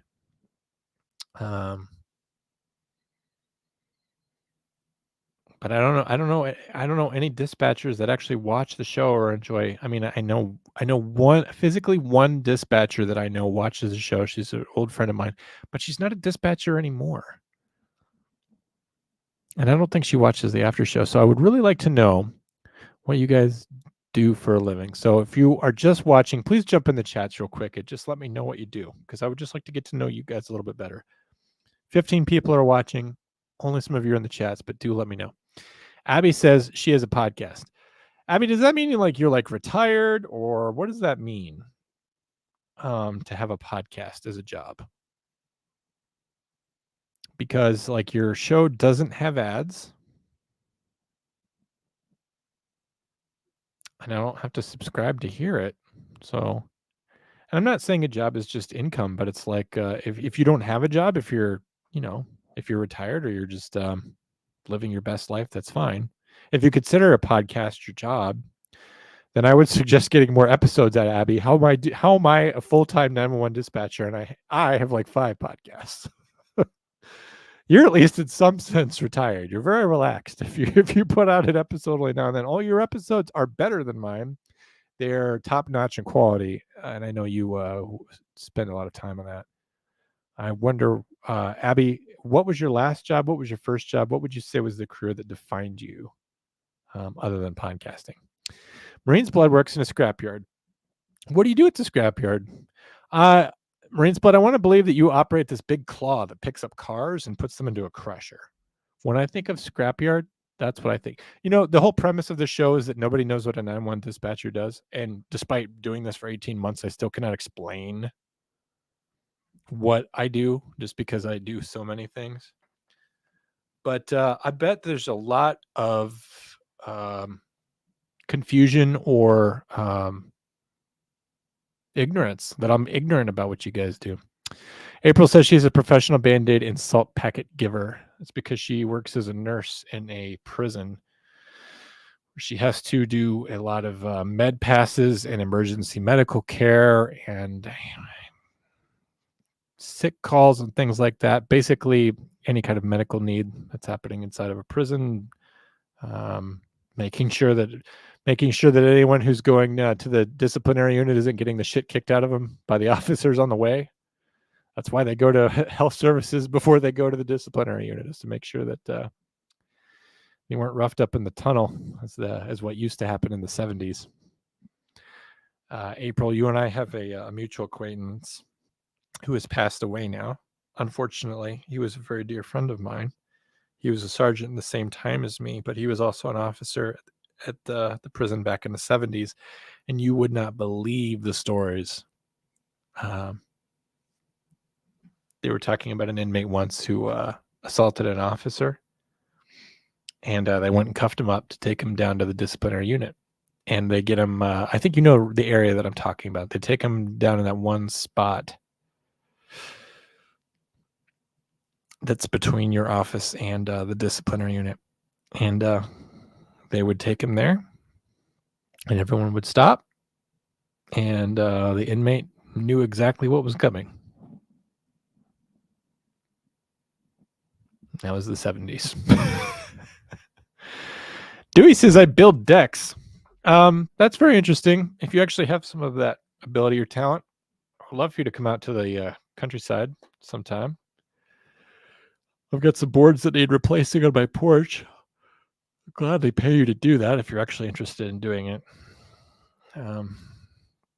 Just because I don't want to do it. You probably don't want to. Dewey's actually a professional drummer. He also does a lot of other things that can't fully be reckoned with. I don't know why I'm like pulling my punches about it. Like I haven't shown a video of you. You're like, you're the drummer at the church. You're in charge of the band, the worship team. So you schedule everybody. You try to recruit talent. Try to have talent actually show up to work. Try to have people prepared. You program the songs. You try to get everyone to be in the right key. Sound equipment. You were the boss of me when I was running sound. You were harsh but fair is how I would describe you as a boss. Difficult to approach. Unrelenting, unforgiving. And I remember every single time you were disappointed in me. You have the coldest blue eyes that I've ever seen. It's like jumping naked into the Arctic Ocean whenever you're upset.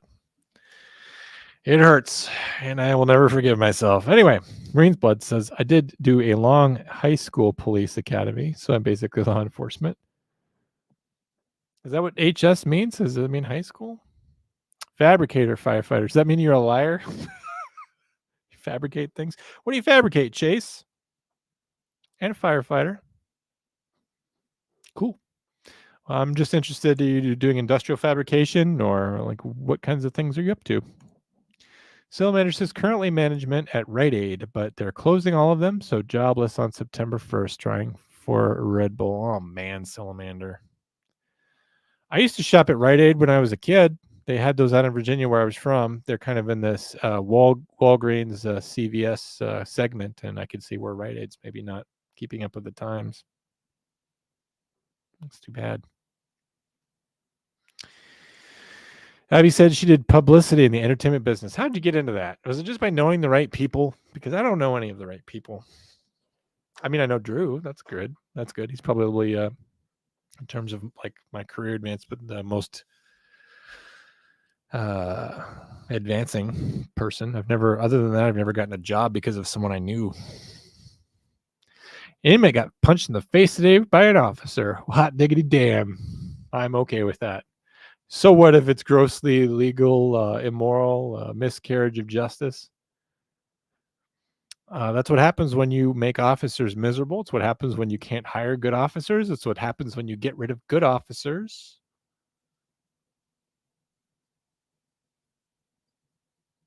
Boy, I could talk about that for an hour.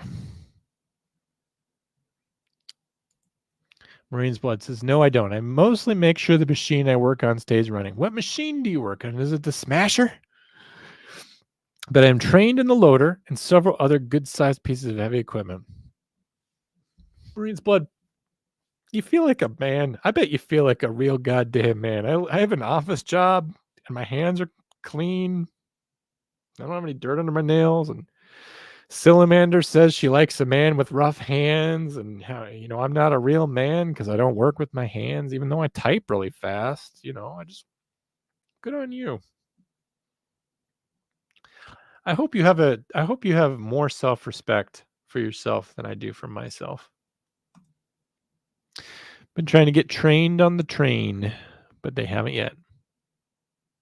Dewey's a talented musician. He knows all the keys. He actually could play the piano, the zither, the glockenspiel.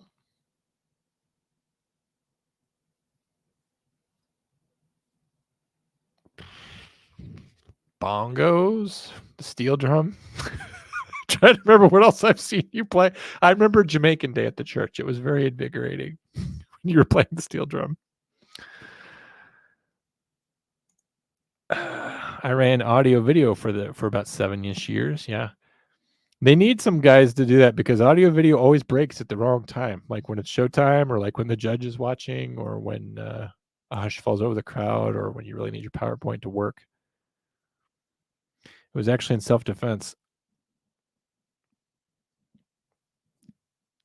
That makes the story a little bit less cool that an officer's having to punch an inmate in self-defense. Boy, that job. I don't think I could do that again. Crane. Train in the crane. I was wondering what the train was. I just took it as if for granted that there would be a train there. I didn't even question it. You know why? Because I don't have as much self-respect as maybe you do for yourself. I'm just willing to accept that I'm an ignoramus and that there could be a train at a scrapyard.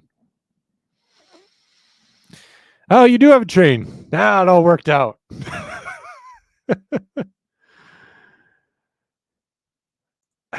John, you don't know your auxiliary percussion instruments. I can name some percussion instruments. The piano. It's got little hammers in there that strike strings. The xylophone. It's like an American glockenspiel. Oh, I've seen you do the Sandy Shaker thing. You probably can't hear that because of the noise canceling, but you do that, and you do this a lot too. Where you look at someone who's not going as fast as you, whoever they are, and you speed them with your eyes. So this isn't the debates. No, I bet you already watched that. I bet you hung out with your real friends. Falk around and find out. I bet you were with the person that you care about more than me tonight. Dirty hands, clean money. So is my money dirty money? Probably, since I work for the government, right? It's hard to feel good about that a lot of the time. I'm trying. It's kind of a unique machine, which would dox me if I mentioned it. I'm very curious about your doxing. You really don't want your identity revealed? I mean, I'm not here to dox you, but I'm just curious. So, some people are here under their actual names, like Will Cray and stuff. I mean, whatever. I'm just curious that you don't want to be doxxed. I just found that interesting. That's all. The beard makes up for rough hands, John. It's just hair. I think if you could grow a beard, you would realize that. You know what it is? It's an affectation. What do I mean by that?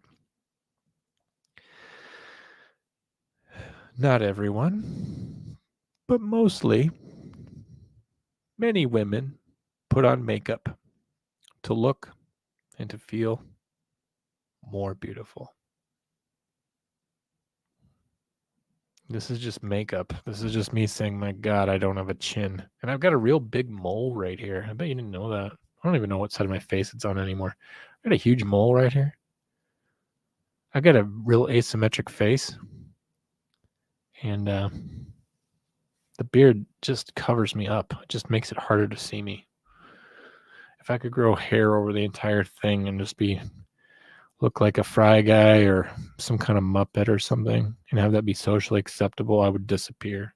I'd be like Homer Simpson backing into the brush and just be totally Cousin It. Because I don't, my face. If I could wear a bag or something, I would. A hood without people thinking I was about to get whacked. I'm a part-time band mom, but I don't get paid for that. I just spend the money. Okay. Okay, officially past my bedtime. Gots to get to bed. You'll have a good night. Keep asking those interesting questions. Dewey, I will see you on Saturday. I don't know how early I can get there. I already have to wake up early tomorrow for some reason. Like tomorrow's my Saturday and I have to get up early. And then Saturday is my Sunday and then I have to get up early to see you. And then on Sunday I have to get up early because it's my Monday. So it's like my weekend. Take it away. But I'll spend it on you because I love you. Salamander says, my previous job was running a car wash, which was my wheelhouse. Blue collar type stuff, dirty hands. The helmet covers most of it. Yep. If you guys really just want to see me wearing some kind of non-sexual headgear, then whatever. There's things I can do. Actually, hold on. I'm going to try to do this whilst I'm podcasting. I wonder if I could do this whilst podcasting. It would be very interesting to see if I could do this. I'm going to attempt something. Well, more of you guys are leaving in comments in the chats. about what it is that you do for a living. I'm very interested to find out. Only a few of you watching have actually left a comment. I would like to know what it is that you do. I'm very interested in you as people, and it's only fair because you guys know what I do for a living. You know that I'm a podcaster at this point, a 911 dispatcher. You know that I do those things, but and you comment on my job a lot, as Michael Hendricks was earlier. But I don't know what you guys are doing. So it's just very, very interesting to me. And I feel like I could get to know you a little bit better, and I think it would be fair. And I also think it would be nice if people had the opportunity to say what it is that they do, and then you could maybe explain what you do. I think that would be all right. Could be very, very interesting. So if you are watching, feel free to leave that information in the chats. I would love to know. And get to know you guys a little bit better. I also wanted to just say thank you again to Melissa, who was watching and was not in the chats, but left a message, or she called and talked to me. That was very cool to get to talk to her a little bit. So while I was just flapjacking, I don't know if you guys could tell, I just made this special thing that I'm going to use going forward. Oh, where did I save it?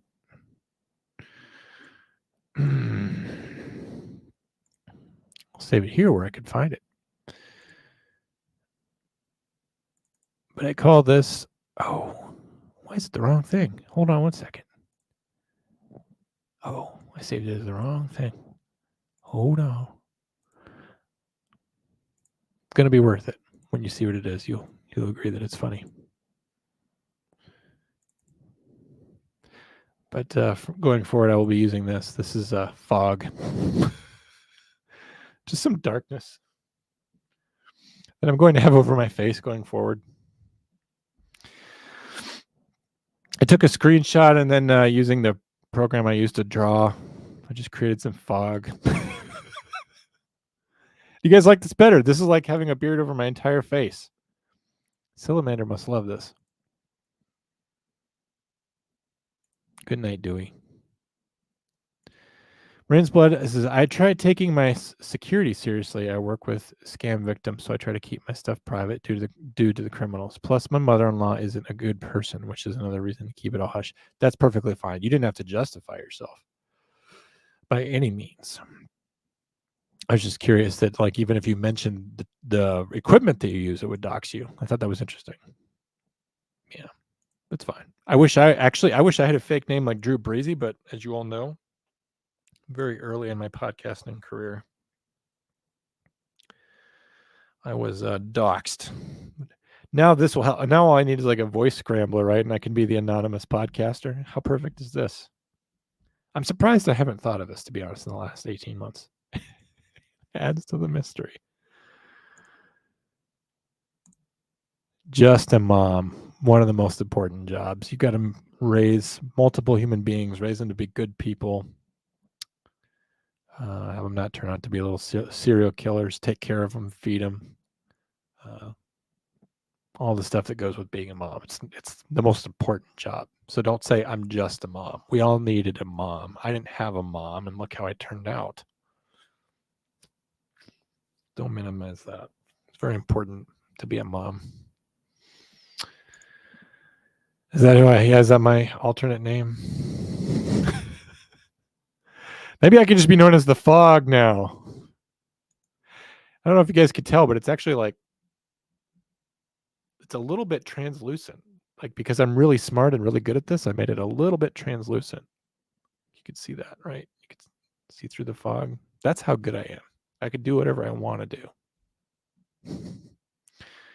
No one's asking me to take it down. You guys are all really comfortable with that. The next time I want to have a guest on the show and they don't want to reveal their identity, I'm just going to be like, hey, do you want this fog on you? Because I can make fog on you. Just make it so John disappears and this random guy. I don't get the joke. I don't get it. I'm really out of touch. Sorry. I was asked earlier this week to participate in the other show going on tonight, and I was like, "Who?" They said, "Like, you want to be on the debate show?" And I'm like, "Who's debating?" Forget it. Yeah. So there won't be much more show unless there's more interaction, because the show's for you guys. Last week it got to a ridiculous point where I was like dancing, and we need to not get to that point. If there's dancing, there's going to be a lot more fog on the screen.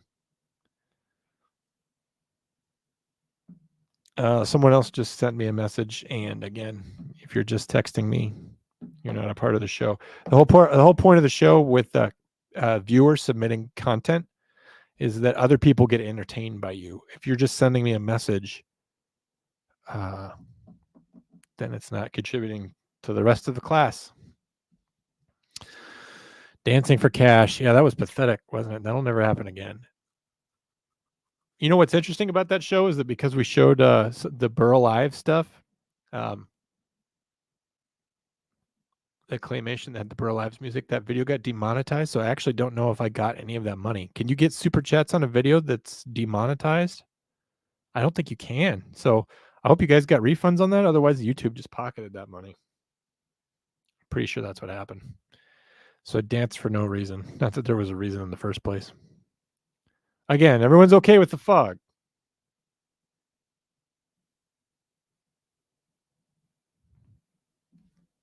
All right. It just stays. Anybody else want to call? People like chatting. Nobody likes calling. Is this the reason why the call-in aspect of Comm Center really never took off? Was it that, or was it that we never mastered it? If you guys saw on the Instagram for Comm Center earlier today, I posted a video. All right. I posted a video of me and Drew doing our initial beta testing. So if you follow Comm Center Instagram, you will see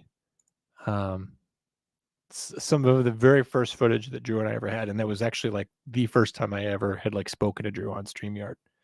And I was trying really, really hard to make him laugh. And I thought it was successful. So if you see that in our stories, that's there.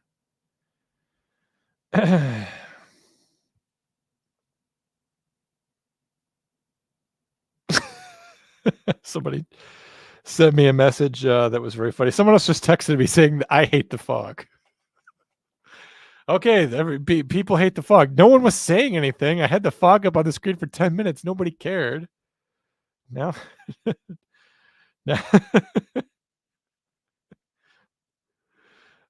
somebody just sent me a really funny message.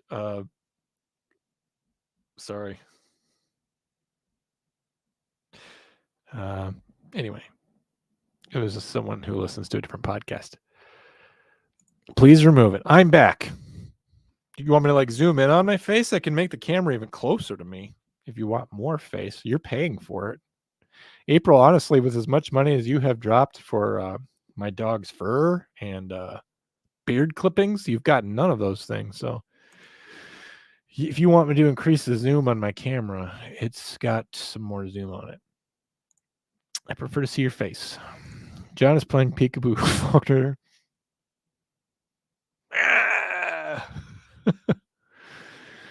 Sorry, I was packing my lunch because I got to go back tomorrow, even though I just got home. This is the most Faulkner sentence ever. Sorry, John, I'm handling a toddler, okay? I'm sorry. That's exactly how she talks. What would the fog's power be? To obscure my identity? People would not be sure that they saw me. They would just be like, what did the man look like? Just a bunch of fog. Just dark and foggy. Just very cool. I like that. That's going to be used way more often. I'm not deleting that. I need to actually make that so that I can use it on other occasions. For whenever I'm embarrassed or whatever. Anybody else? Anybody want to call me? I'm getting texts for some reason. People are texting me. It's probably because I'm answering the texts. Someone else loves the fogs. So some people like it. Some people don't like it. Some people hate it. Some people want to send Dewey unsolicited deck pics because Dewey likes building decks. I don't know why you're just going to text me. I can't show it on the screen. I guess because you want to be anonymous. The call-in works for Aftershow, better for Aftershow than Com Center because it's actually not as serious. I think people feel they call the Com Center as it should be relevant. Yes, that was always our hope, was that people would call in and ask us a question about the show. John, how do you feel when you're taking a call and you find out somebody's on fire? Drew, what is it like to gun down a bad man and take him to jail forever? What is it like to pin on a badge and know society hates you? What is it like to be the thing that makes everything work and have no one care you exist? Not once do people ever fucking ask me a good question. Abby did when she called in. And one more person did when they called in. I don't want to say that nobody ever did. But I'm glad that that this works better for you. And case in point, Melissa enjoys this aspect of the show that we didn't have last year. Be like Miles Morales and be invisible. I don't like that he has that power. It's like, let's have a new Spider-Man. And I actually like Miles Morales, I guess. I like that story. But then he could turn invisible for some reason. They're just like, let's give Spider-Man more powers. John has it feel to never give us up, to never let us down. I hope I've never let you down. We're officially at 2 hours. John's still complaining. Well, give me something to be happy about. Happy you're here, David. The show's for you, and nobody's calling me. It's like people want to watch, but no one wants to actually talk to me. You know, people want to see how popular I am, but you know, nobody wants to hear. I guess I could play Michael's voicemail from last week. Let me see if I can get that to play. What do you guys say? Since he called in last week and it didn't work out for him. Wow, I actually have a bunch of voicemails.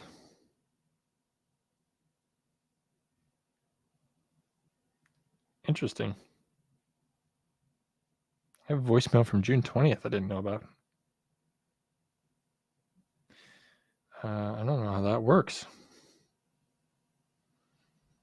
Maybe that's why no one's calling me, because I don't know how to use a phone. Always possible.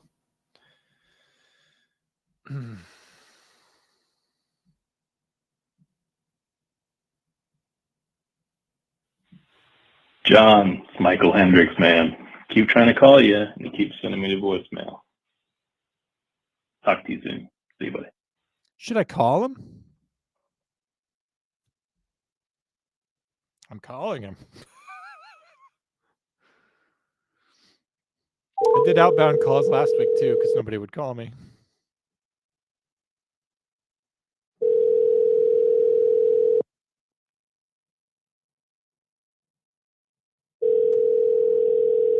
I should just do outbound calls all the time. Just call anyone I could think of.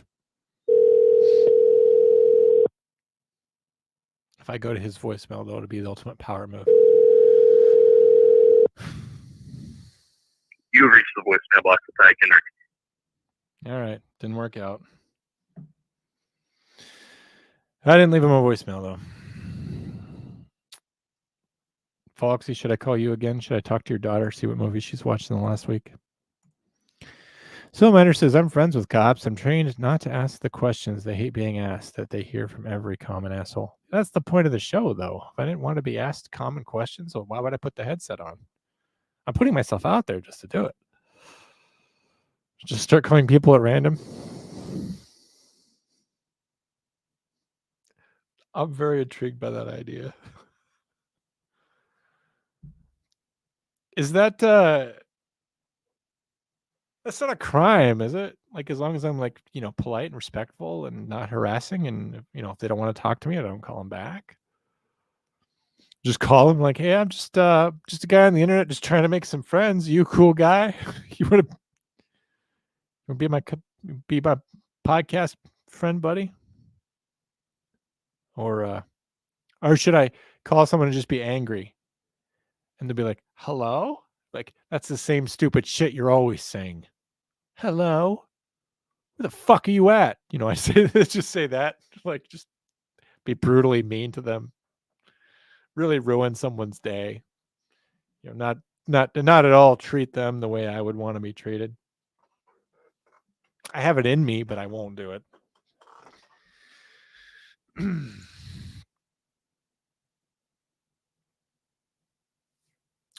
I'm careful not to let my curiosity trigger trauma if I don't need to. You can't trigger my trauma.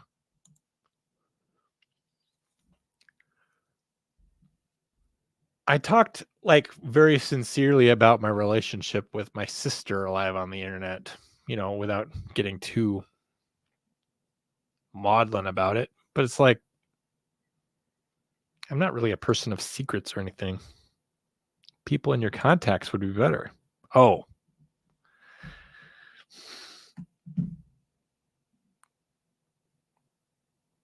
Is that like a suggestion? I can't tell if that's like a suggestion or you just want to see how it goes.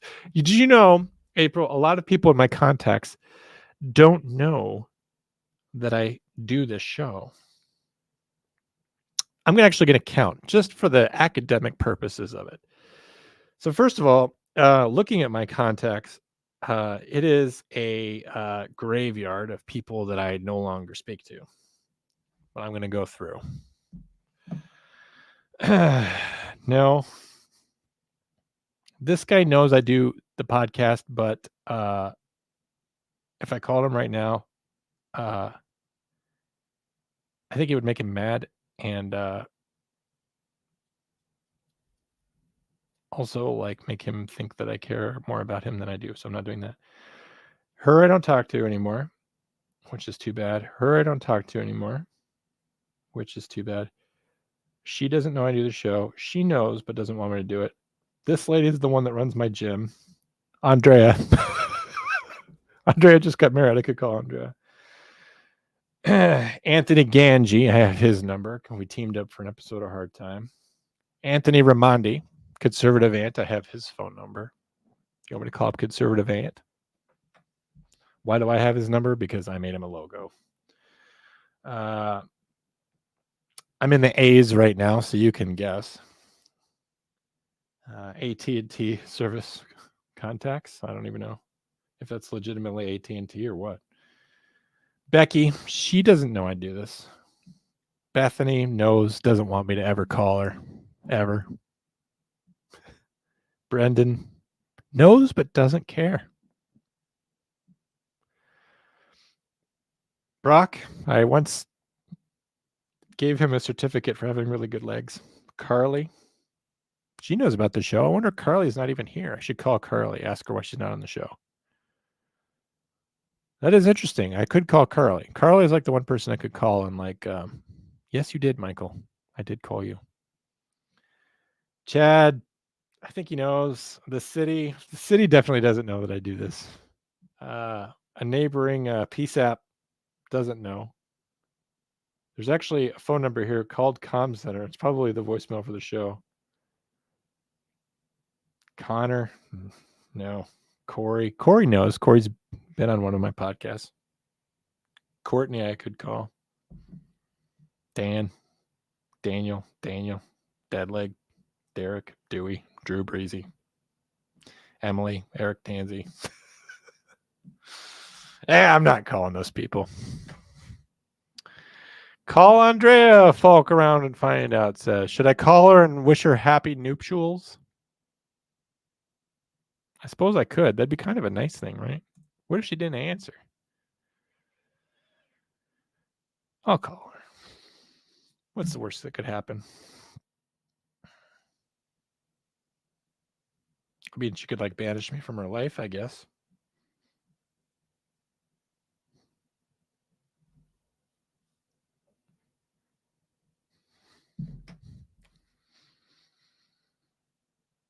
Call Kendra? Kendra ghosted me. What? Hello, Andrea. What's going on? Hey, just so you know, you're live on the internet. What? I'm on my podcast right now, but I wanted to call and just wish you happy wedding and all that. Thank you. Wait, what is this day? Thursday. Yeah, Comm Right? Center. I'm sorry. I've lost all track of time and date, clearly. And you lost track. Well, happy Thursday. You lost track of me too, which is okay. You got a lot going on in your life. So I saw some You are. pictures. It was a beautiful day. Was the weather nice out there? The weather was gorgeous. It was hot as anticipated, but there's actually a breeze that was not anticipated. So that was great. Was it June 21? Was it on the solstice? The 22nd. Close. Did you notice there was a full moon that night as well? Oh, I sure did. Man, that's perfect. I know. But you married the world's second most perfect man? Would you like to tell me who the first is? Well, it's definitely me. So how are you? How has it been going now that you were an honest woman for a week? Did you return those goddamn bones, or like what's going on with you? No, I'm keeping the bones. Evidently, I'm lying on something right now. Oh, cool. It's a happy wedding. Okay. Cool. Phone call. Would you tell him I'm nice sometimes? He doesn't ever believe that I'm a nice person. He knows you're a nice person. Okay, all right. I'm also keeping the bones and considering them a wedding present for myself. He's probably mad that he just got married and there's strange men calling his wife. I could see why he would be mad about that. No, actually, he was just throwing clothes in the dryer. Just as That's right. Yes, that's right. Like a wonderful husband would do. Just living that peaceful domestic life. But how have you been otherwise? Say what? How have you been otherwise? Good, very good. I got to get back to my own show, so I took 2 weeks off. So I feel like I don't even no one knows me anymore. Do you feel good that you don't have competition on Tuesdays anymore? It was never a competition, Jonathan. We've stated that. There's 5 million crime shows out there. They're just all different. Are you there? Yeah, I'm here. I'm sobbing softly. I'm sorry. No, it's okay. No, I'm sorry that y'all don't have one anymore. I know that y'all enjoyed that and had fans and stuff. Yeah, we enjoyed it very much. Well, can I ask why it ended, or is this a bad time to ask that? No, it's just because we could never get out of your shadow. Oh gosh, good Lord. I don't think any of that's true. Is this really live right now? Yeah, you're really live right now, but I am kind of being ridiculous. Well, I do hope that I don't know. Are you gonna continue a new crime show? I don't know. I already have like 5 podcasts. Isn't that enough? I would say so. Yeah. So I can't seem to keep the one I got going live. I just took 2 weeks off. Yeah.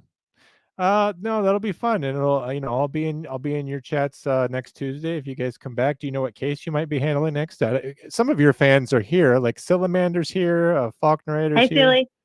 Hey, Faulk. There's one I was working on a couple weeks ago, 2-3 weeks ago, I guess, before I took my little mid-June hiatus, and probably go back to that. It's a weird, I like the ones that seem to be ruled one way and seem otherwise. You know what I'm saying? So this is a potentially it's ruled suicide, but he has bruises from head to toe, blood all over his apartment, and I think that at the time the authorities called it a meth-induced rage. So we'll have to see. We'll have to hash it out and see what we think. Are a lot of those injuries perimortem injuries, Andrea? They are pre-mortem. I don't even know if any are para or post from everything I've understood, because he actually went to the hospital. He was still alive when being transported to the hospital, and once he got there, and then died shortly after. I asked such great questions. How come you never wanted to do a true crime show with me? I did. Actually, look, this is Thursday night, so you're on your own independent network currently. Is that correct? It's not a network. We're just on our own. Yeah. Yeah. So I can speak freely. I guess. Remember that it is public. So I mean, I would say still be smart about what you say. There was a time a long time ago that I vied for you to be my co-host, but that didn't seem to be in anyone. No one seemed to want that. It's So. because you didn't. Well, it was because I couldn't be live on Tuesdays. My Tuesday show was never live. Yours always was.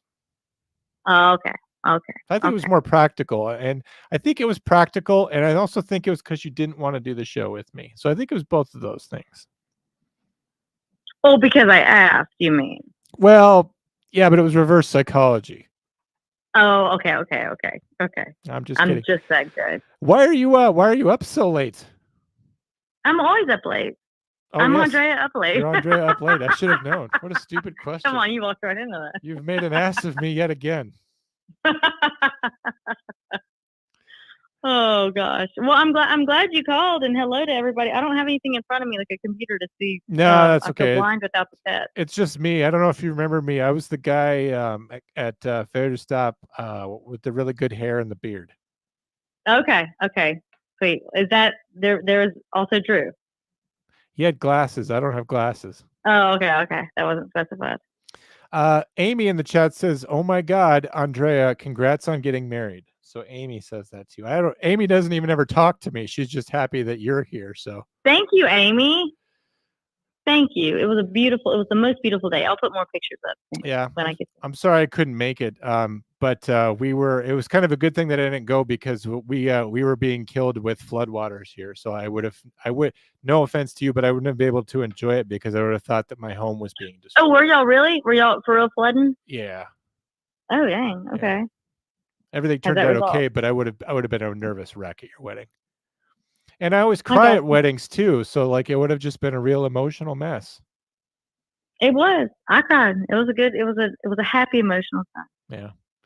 Well, I'm really happy for you, and I'm glad that all your dreams come true, and that thank you. That your true crime podcast worked out, and that you still get to have that. Well, I guess that's still to be determined, but it will. It will be just fun.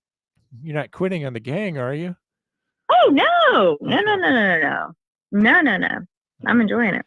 So I've been married before, Andrea, and I remember being married, and I don't know if you're aware of this. Maybe you are. Are you not now? Am I confused? It's not clear. It's never been made clear what's going on with me. It's confusing as fuck. Okay. And to you or just to who listens? Just everybody. But anyway. Okay. So I mean, I was married to Kendra, the person who replaced you on the show. So I mean, it was that's what I hear. Very strange. But anyway, so after you get married, there's a phenomenon where after you get married, people ask you, so when are you going to have a kid? No kids. Nobody's having kids. We've had kids. Now, when I said I wasn't having a child, people said, you're going to have a kid anyway. It's not up to you. That's because you didn't already have one. We've got a few between the two of us. We're all set. I'm no spring chicken. I'm 33 now, John. To unite the tribes, though, you have to have a child together. That's not how that works. I'm pretty sure it literally is how it works. Just, I don't know if you've ever united with another tribe before, but having the child in common, you either have to do that or you have to exchange children. Oh, we can do a swapsies. That's fine. Okay. Just make sure it's a reality show and possibly a podcast. Potentially a podcast. That'll be Monday, Thursday night show. Anyway, I'm glad that you haven't forgotten me. I'm glad you called. And thank you to everybody for all your sweet support and sweet words. I've gotten some sweet messages lately.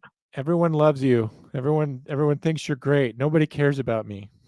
Well, I catfish with the rest of them. All right. Well, you have a good night. All right, buddy. You too. You take care. All right. Good night. Bye. Bye. Sure was nice that she answered. Can you imagine? Michael Hendricks doesn't take my call, and then Andrea up late doesn't take my call. Man, oh man, lots of people care that I called Andrea. It's just ingrained in me because my reason is first responder friends confide in me because I don't do that. It's not personal, it's just habit. Still dealing with these little monsters. If you guys are still on it a bit, I'll try to call.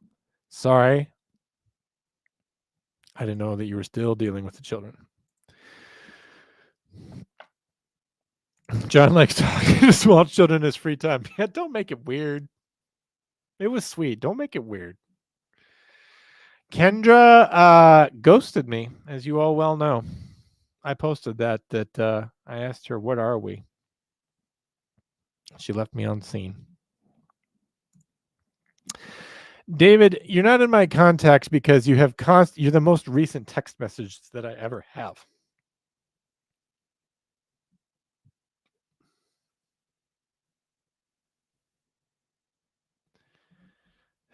People are still texting me.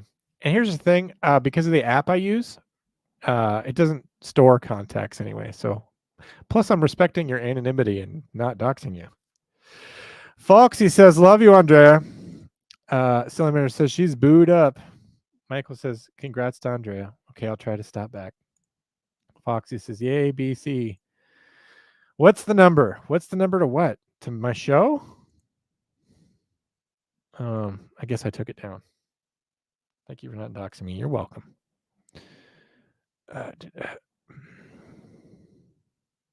I'll put it back up, even though it's up all the time. Sorry, I'm not good at doing this right now. There we go.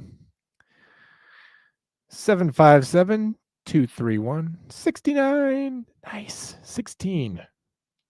757. That's my Virginia area code. 231-69. Nice. 16. That's right.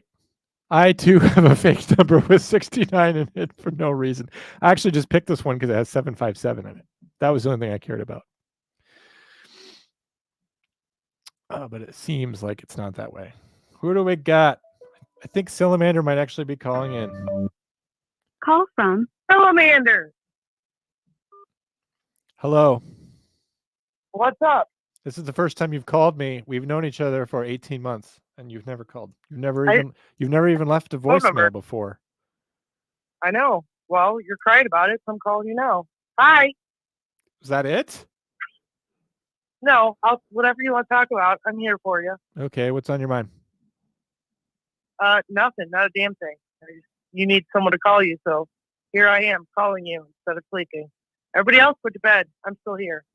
If I'm keeping Take note of that. If I'm keeping you up, you should go to bed. I'll always be here. You know. No, John, no. I'm here. It's fine. I don't need to sleep. It's fine. I'll sleep tomorrow. It's fine. You'll sleep tomorrow. Go to sleep. It's late. It's later where you are. It's almost midnight. You just get a good night's rest. I'll be here. It's 12. I got time. I always have time. It's fine, John. How are you?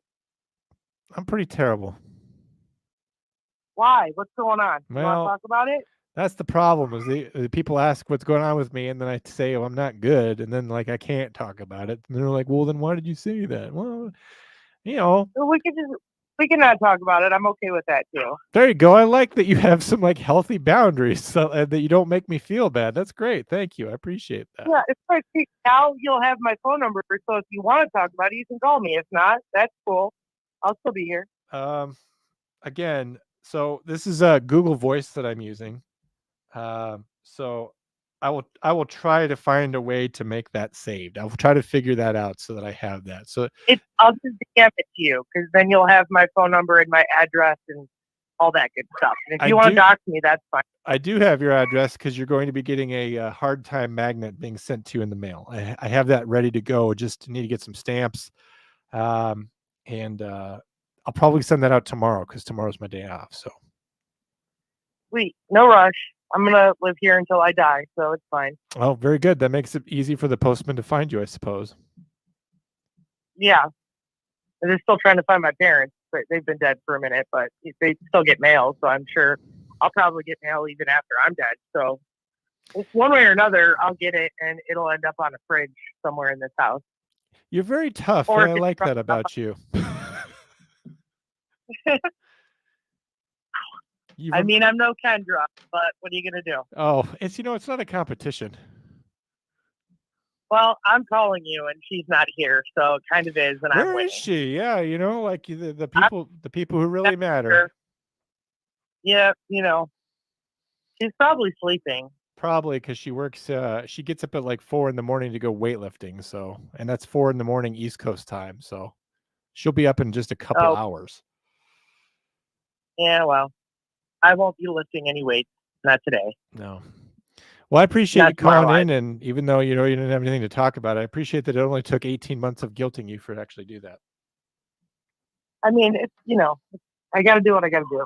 Whatever makes you happy, John. Well, now I'm happy. Now you have washed away the plight that I endure every day as the unceasing horrors come at me like endless waves barraging me on the beach. And now I feel slightly better. So I appreciate that. Wouldn't it have been better if we knew this worked like a long time ago? I could have saved you so much trouble. Yeah, because you would have corrected my course 18 months ago and I would not be in the sad place of despair that I am now. So yeah, I mean, earlier is always better. But then you probably wouldn't have the show content that you have now. So, I mean, really, would it have been better? I didn't create the show concept, though, to help me feel better as a person. It would still exist. Right. But now you have all these people, and now we all care, and we're here. So, to the extent we can still work it out. To the extent that YouTube's community standards allow you to care, that is true. Right. But after we all call you, then you can just call all of us or email us or send us mail. And then, you have connection to us. Now I'm talking to you on the phone. You're getting a piece of mail from me and I email you. So you're getting every single form of communication from me. You're getting it now. I know. I feel like I'm in the in crowd. You are. Well, that's because you're a subscriber to Hard Time. So. Yeah. Don't mind the hacking. That's one of my old dogs in the back. She's dying, but it's fine. That's what they do. That is fine. So do you have any requests for anything that you would like to hear on Hard Time, since that show is made just for you? No, but I'll think about it. I'll come up with something. On Friday, we have a show about a prison riot that happened in Australia. I think it's a good one, and I think you'll enjoy it. Yeah, I'm all caught up, so I'm waiting for it. I'm ready. All right. It's going to drop at 9 a.m. on Friday. This one's dropping early just for you. Fantastic. I'll listen to it at work. All right. I hope you enjoy it. All right. Have a good night, John. I'm now finally convinced that you're not Dave. I am not Dave. Although Dave does, well, he doesn't live by me anymore, but same state. I mean, I can find Dave if you'd like to talk to Dave as well. Ask Dave what he thinks of me. Okay. Okay. He'll be like, I'll who? put a call in. He has no idea I exist. No, he knows who you are. He knows, because he knew when I was texting you and you thought I was him. He got a kick out of that. Oh, as did his wife. So that's bizarre. What a bizarre story. Just tell Dave I always thought he was the funniest one. He is the funniest one. No one actually likes Mike. I keep trying to tell you this, but you don't listen to me. That's because all I ever hear is how much I suck compared to Mike. Well, I never told you suck compared to Mike. I like you a lot better than Mike. Thank you. I am smarter, funnier, more conservative, more police-ish. I've known Dave longer in the podcast realm. I'm not here to take anything away from Dave. I think Dave's great. It's fine. You can both exist together. I have room. Yeah, that would be it. That would be okay. You tell Dave I say hi. All right. I'm glad we worked that out. I feel like we've just really made a lot of progress. Just a huge milestone, and everyone else got to hear it. All those chats that you send me where you tell me that you don't understand me and that you think I'm a weirdo and that I'm an enigma and that I don't have a true personality. I never said you were you said I was a chameleon. It's bad that I actually appreciate what you do. That always came through. I always understood that. All right. Well, you go get some sleep. Thanks for calling. Thanks for ending the beef that I never knew was there. I appreciate it. All right. I'll talk to you later. Have a good night. Bye. Bye.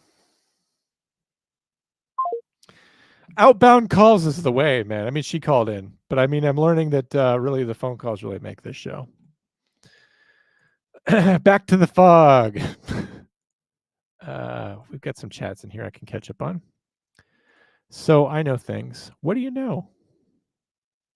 My son likes Spidey and Friends. Spider-Man and His Amazing Friends was a show originally that aired back when I was a kid. That show came out in the 80s, and they're remaking it now, and it makes me mad. No one's aware of that but me. Never checking your voicemails. I didn't know anybody calling me. I'm not a big voicemail guy. No, it sounds weird because I'm always asking for them. But I mean, like on personal phones, I never leave a voicemail. I'll just text. I did just get big timed by my ankle, by the way. That hurt. I'm way behind. We're way past this. We're way past all this too.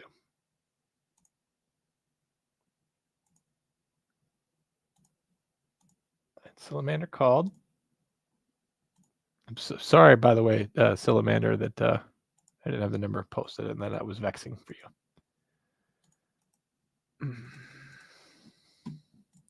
His divorce to Kendra was annulled due to the show ending. So he is again. Yeah, you're right. And I got to be honest, it's tough being married to that woman.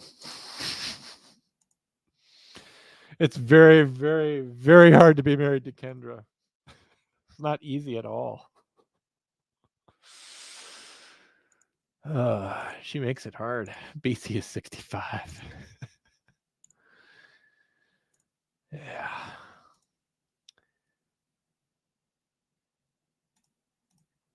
Answer the phone. I answered it. Jeez, sorry. She wants you to keep going. Who wants me to keep going? Somebody. Salamander does, I guess.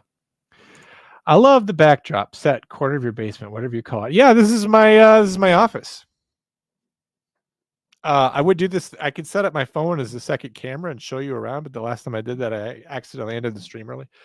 This is my office. It's in my basement. I don't know, Amy. I'm sorry, I don't know you very well. I wish you would call into the show because then I could talk to you a little bit if you wanted that. That would be fine.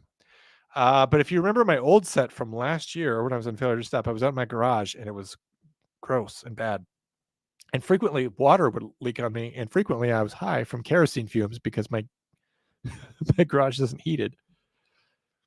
So it was I should tell you, I'm sure some of you have heard the story of me podcasting out of my garage, but it's a hell of a thing. Don't you hate on Disney Junior? I will if I want to. Do you like Aquatine, or does anyone like Aquatine? I liked I don't like it anymore, but at that time when Aquatine was real big, I liked the Brack Show. I liked Space Ghost Coast to Coast. I thought Harvey Birdman, Attorney at Law, was good, but probably my favorite show was The Venture Brothers. I still love that show a lot, and I think they're making a movie of it.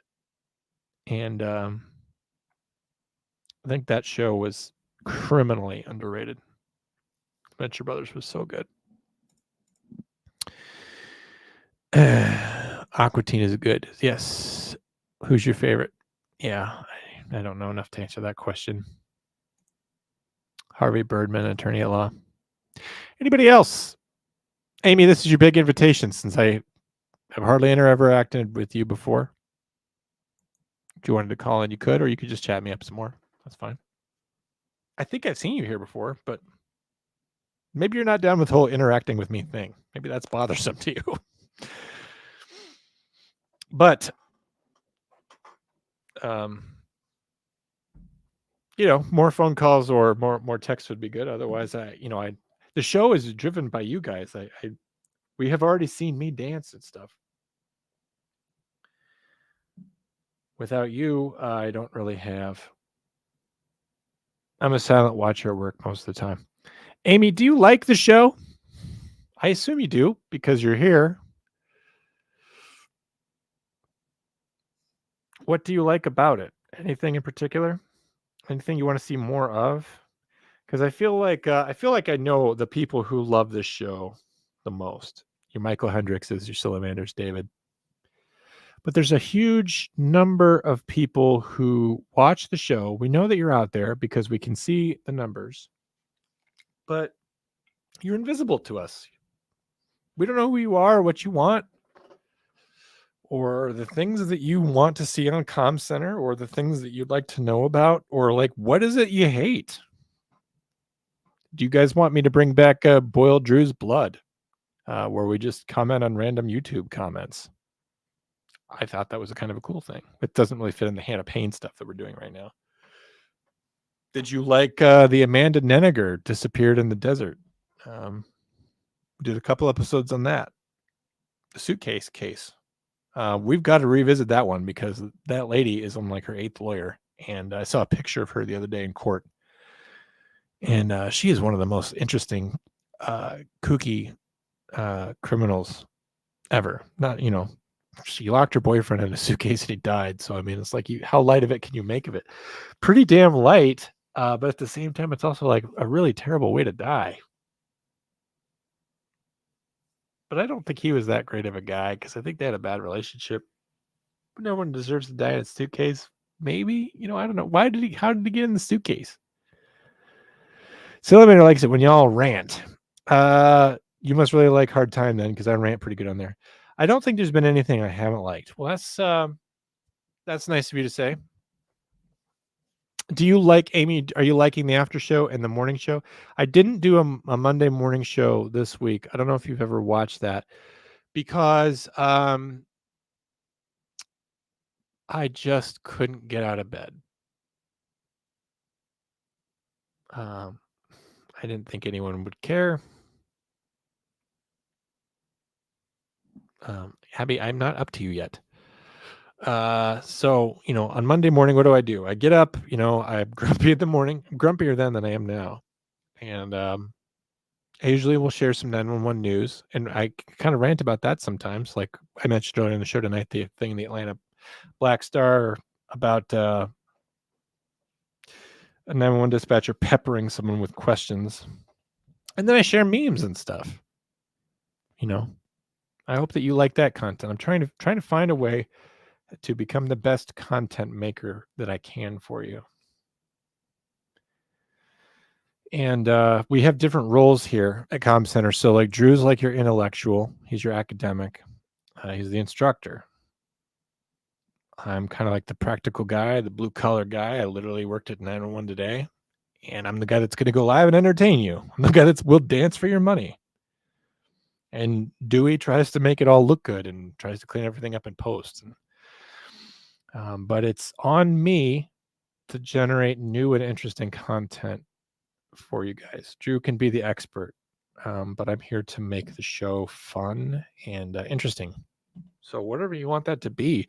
If you would like to see more guests, if you would like me to try to get Kendra to come on sometime, if she'll take my calls again. We used to do this thing on Patreon called where we just hung out and we told stories and we did Mad Libs. Like that's something that we could hypothetically do at some point for the show if she was up for it. I don't know if you like that. Addressing everyone's comments because I love you all the same.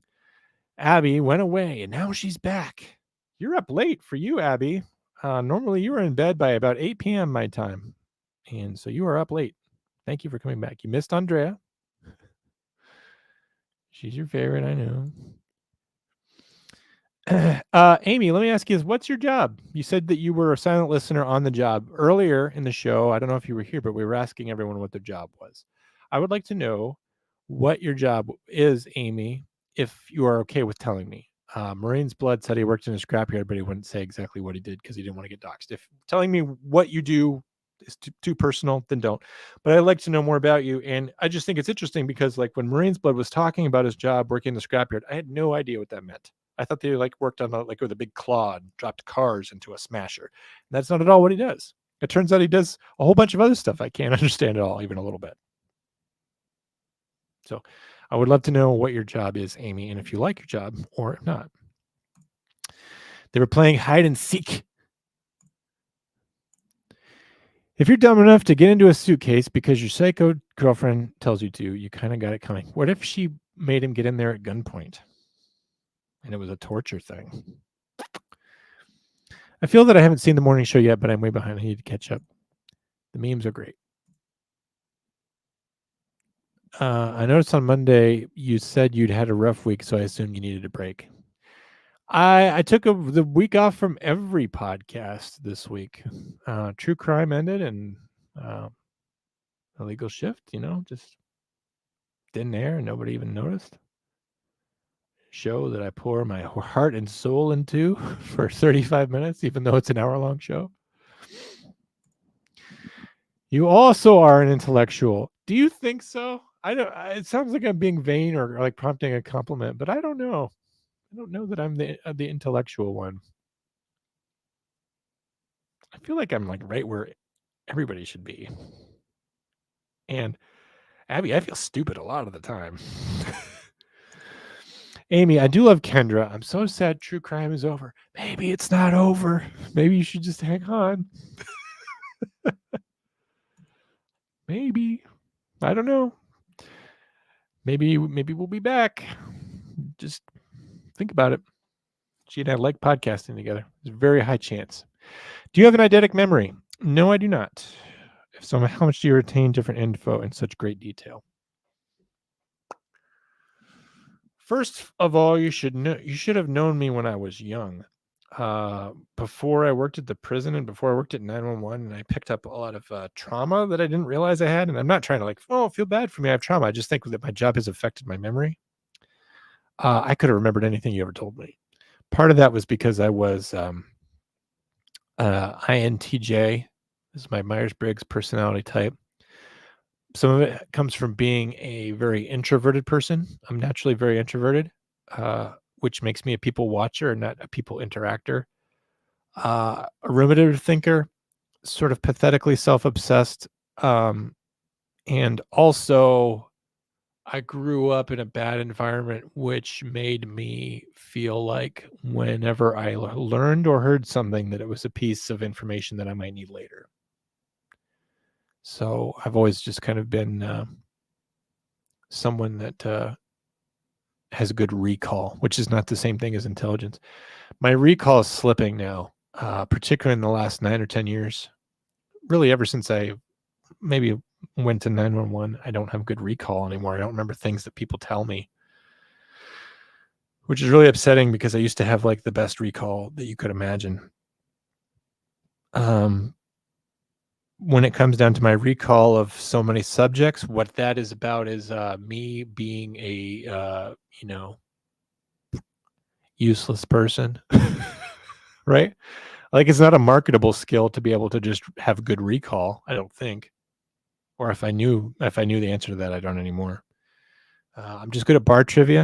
I'm definitely someone you want on your team at bar trivia. Good at Jeopardy. But I took the test to go on Jeopardy and I got like a 30. Like it was really low. Like it was so bad they're like, you're not even allowed to reapply for Jeopardy. So I'm like, geez. And I know people study for Jeopardy. Like people use algorithms to figure out like what material to study for Jeopardy and stuff. But I just took the test because I wanted to, and I did really poorly. And I was shocked. And it makes sense that the test for Jeopardy would be a hard test because they want you to perform well.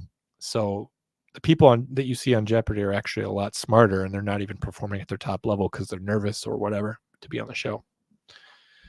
They're a lot smarter than the questions on Jeopardy are usually very easy for those people because they're at a really high level. I don't have an eidetic memory.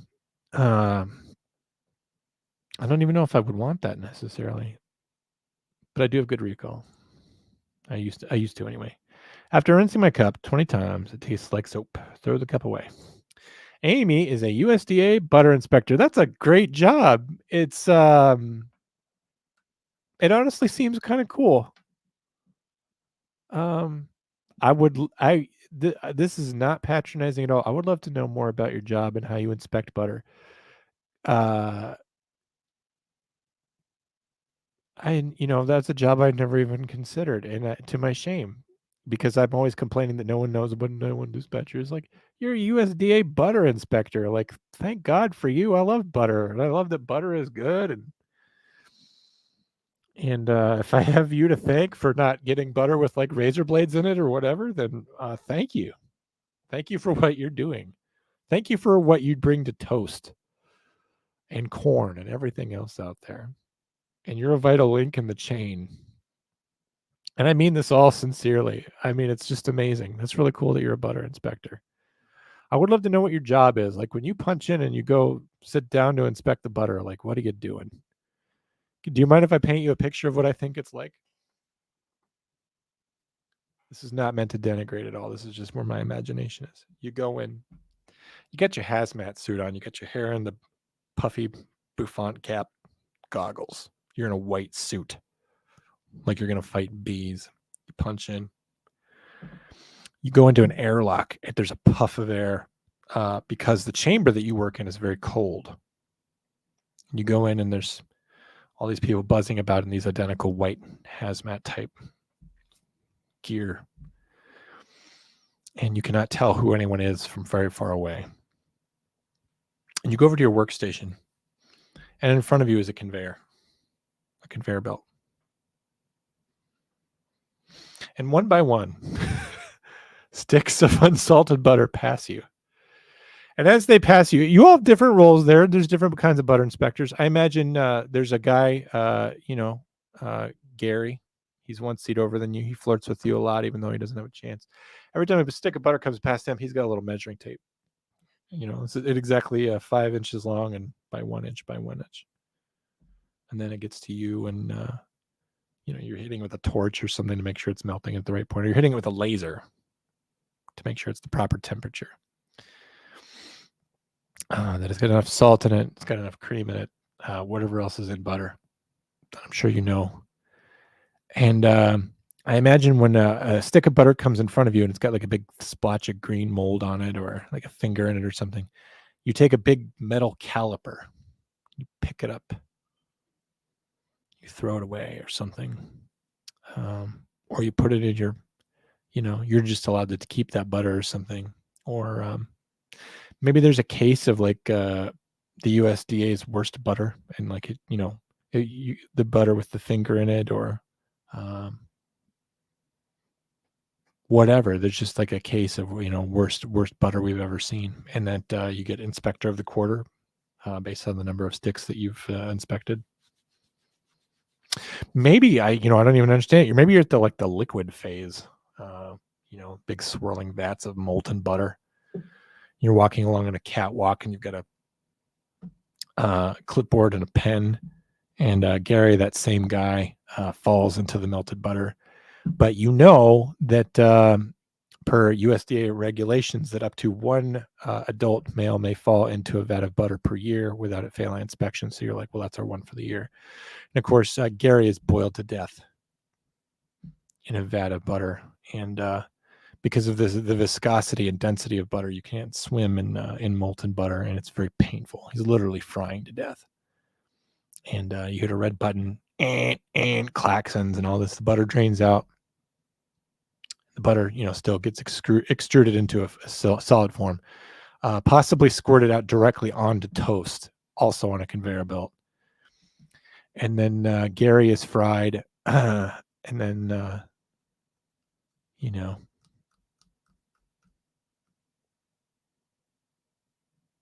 he's a little fried Gary, and he just gets taken away.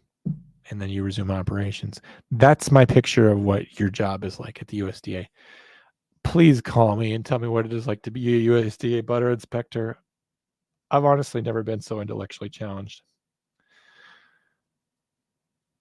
Somebody who doesn't want to be a part of the show says who hates the fog.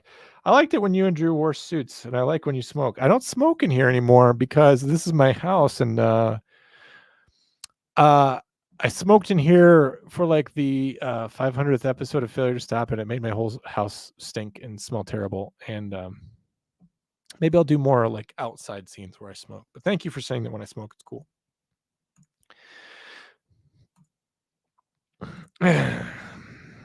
Marine's blood is a real man.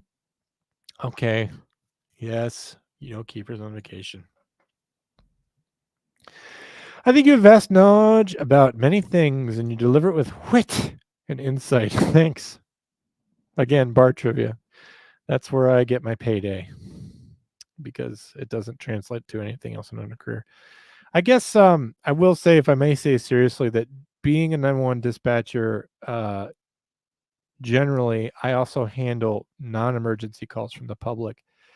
And when people don't know something, they just call the sheriff's office and they have a question for you. Do you have any idea? Most of my calls go like this. Yeah, I don't know if this is the right number, but I just have a quick question for you. And they'll ask me about a legal process. They want to know their legal rights. What do you do in this situation? What do I do about this? What do I do about that? What do I do about this? And I'm very, very frequently giving advice or telling people common knowledge things or stuff that I've just picked up, or like I'm finding resources for people like, you know, you need to call this office for that. And if you want to get a protection order, you call this person. And if you want to know who owns the property to the west of you, you would call Geographic Information Services, or you would do this, or, you know, so sometimes it's like life advice, like, you know, there's a weasel in my window well. What do I do? Well, get a 2x4. Well, I'm not going to beat the thing. Like, no, just make it a little ramp. You know, the thing, you give it a ramp, it'll leave. So sometimes it's stuff like that. So I have to know things. You know, we should actually like do a tribute show to sometime to my best non-emergent calls, because 911 dispatchers are handling calls that are not emergencies, that are interesting sometimes, and really show the depth of institutional knowledge that a seasoned 911 dispatcher has. When a dispatcher dies, a library burns because of all the amount of stuff that they know and have to know, and the stuff that they pick up in the course of their career. My other cup tastes like tea. Thank you, David. I can't remember shit anymore, Michael Hendricks says. That's because you got kids. Silmander says, some Tinder girl is trying to kill you, David. Put the cup down. When Tinder came out, I actually thought that it would be a very good movie or book that someone would use Tinder to select their victims. I bet that's happened. I bet Andrea knows about it.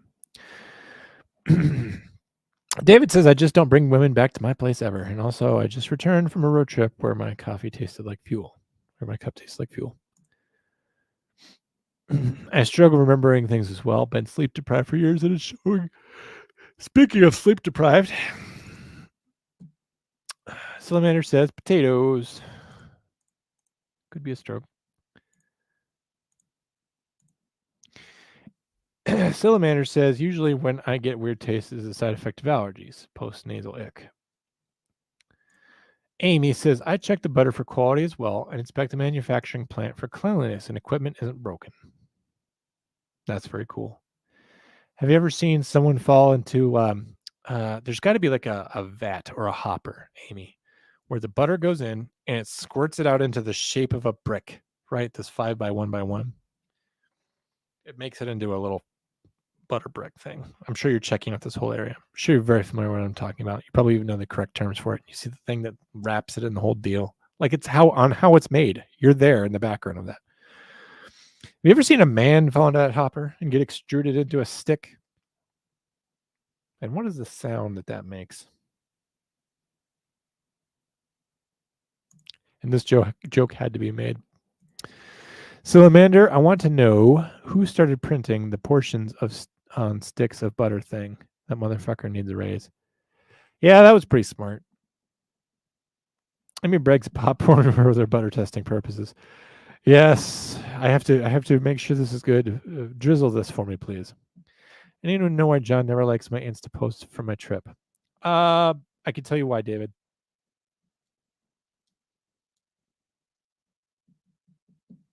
I don't like anyone's anything on Instagram.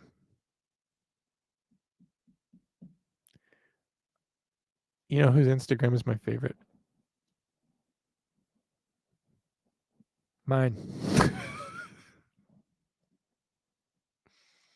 I've had people get mad at me like, why don't you ever like my Instagram stories? And I'm like, sorry, I didn't know to look. I was too busy looking at mine. The other thing is, David is, no, I won't say this. I have like 3 more things to say and I won't say them because I love you, David.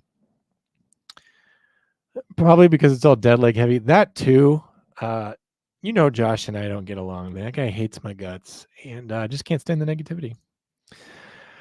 Amy says, I check individual samples of butter. Please tell me that you have your own like spoon. It's like silver and like a manservant wipes it down for you with a terry cloth and hydrogen peroxide, cleans it. You sample it.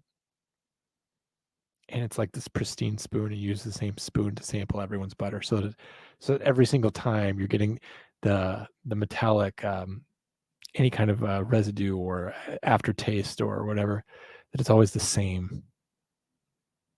You take the spoonful of butter. please tell me that you've got a trench coat that when you open it and there's slices of toast in there. This is a whimsy that I want from your job. I check individual samples of butter. It looks like the same as what you get in the store. I check how the carton looks. Then I inspect the butter itself. I look for color, texture, and flavor. So you literally do taste the butter. Hot diggity daffodil. I love it. April says, I hope you all have a good night. I'm off to bed, off to hand out ibuprofen and Band-Aids. April, I hope you enjoyed the show. That was a long time ago that you left, and I feel bad. Good night, April. Marine's Blood says he doesn't have the curtains in the background anymore, so he can't smoke. Those were just my actual curtains. Where are they? Did they move to this house? I haven't seen them. Oh, snow crab legs. Man, Michael. Yes. Yes. She gets to taste butter. I mean, that means she has to have good taste, right? Like, you can't just hire any schmo to like go taste butter to make sure it's safe for the rest of us. You have to have an excellent butter taster. I want to know the process for how you taste the butter. Do you have your own spoon, or they just give you a sample? Yes, Michael. Like, are they serving it to you with crab legs to like bribe you? Are you just getting it on like toasted wheat, toasted white, a club cracker, a Ritz? How is this happening? And how can I be a part of it? Yay, you're still here, John. Yes, I am at almost 3 hours. I think you need sleep, John. I do. I was up at 5:55 this morning.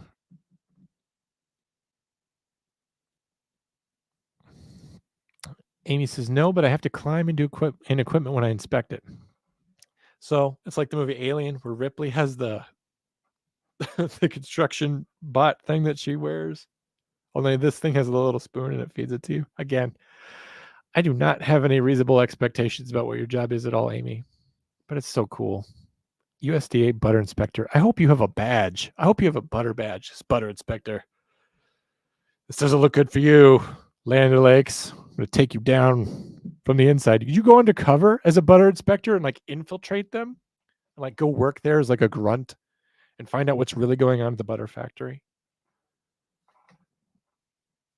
And then be like, and then when you're around, the middle management or even just the corrupt employees, yes, we'll increase the salt and take out the vitamins. No vitamins in this butter.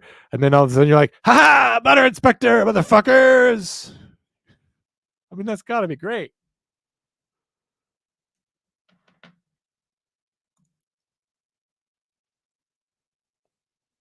She says she can't have the butter with anything, just the butter by itself. That's amazing. Because who eats butter by itself?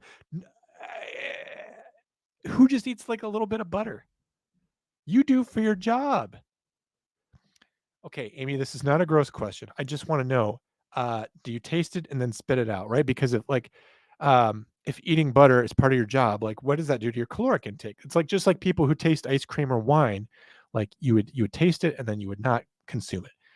So do you spit it out? Do you not eat it? And what do you do if you eat a spoonful of butter that's really gross? Do you like retch in front of it? Do you like say like, in this inspector's opinion, this is really terrible butter? Like, what if they're just not good at making butter? What if it's like technically fine, everything the USDA would want from butter, but they're bad at it? It's just bad butter. It comes from depressed cows or whatever, some intangible thing.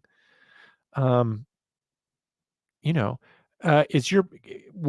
the butter, like if you send it off to the lab and the USDA would clear it chemically, like this is butter safe to eat, but you taste it and you're just like, I don't like your butter. Are you going to give them an F for whatever you do? Like, how does that affect them? How much of your job is subjective? I use what's called a trier and a spatula. It pulls a plug out of the stick.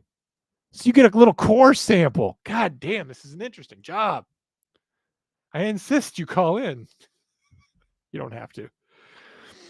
Put a 1 in the chat if you now want to be a butter inspector. It's amazing. If only she would. Now we need a butter podcast. Amy, I don't think you realize what you've uncovered here, but there is a tremendous amount of interest in your job. I don't know if you ever thought like that you were nothing or that you were nothing special. Everybody here wants to do your job for a day. I'm not saying we would do it as well as you. We have no idea what to do.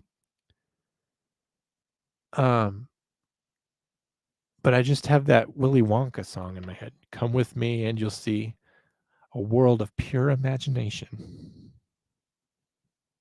That's what I think your job is. I think it's wondrous.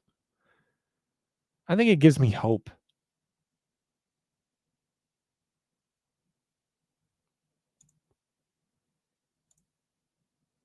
Amy, I'm going to extend to you the invitation. You send me a DM at difficult to look at pictures.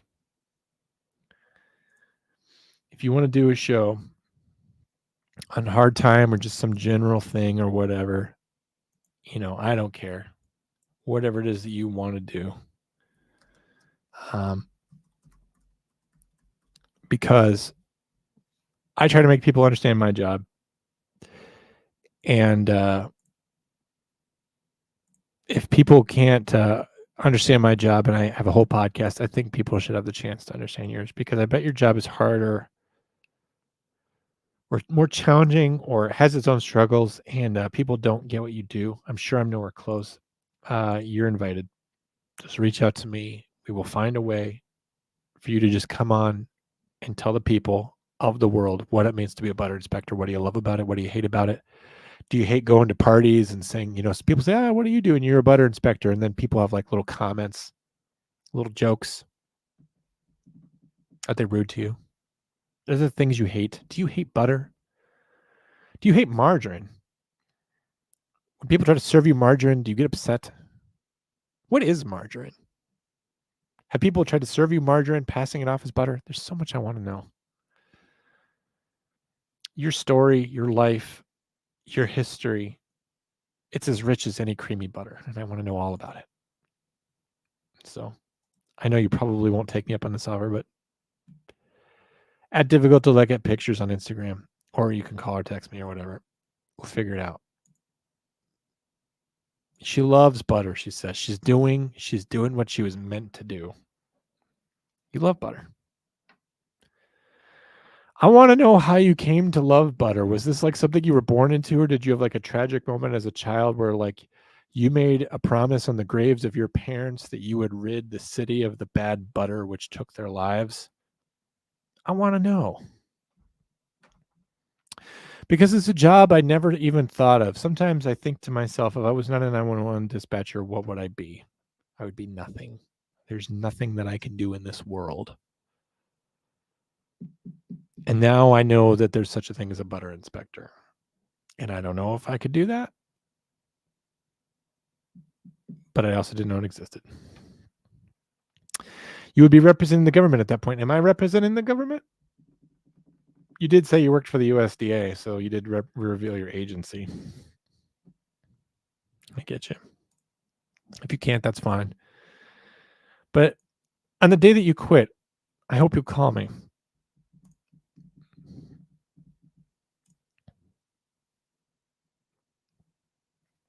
That's a good question. I'm going to leave this here until Amy answers it, because everything I know about butter says you can leave it on the counter. Everything I know about that backs that up. And I want to hear it from a USDA butter inspector if that's okay. I want to know if that's in violation of USDA policy. Amy, when you find butter just sitting out in the break room at these factories or wherever butter is made, and it's at room temperature, is that a violation?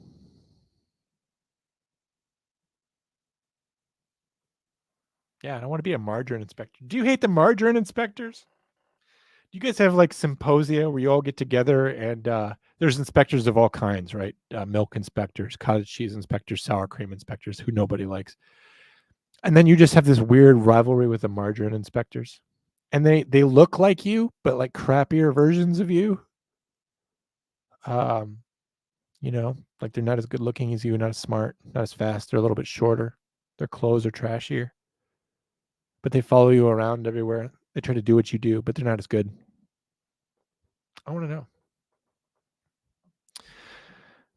We guarantee a week that it can be on the counter. I know at my job, someone has left butter sitting out in the kitchen longer than a week, so I should throw that shit away, huh?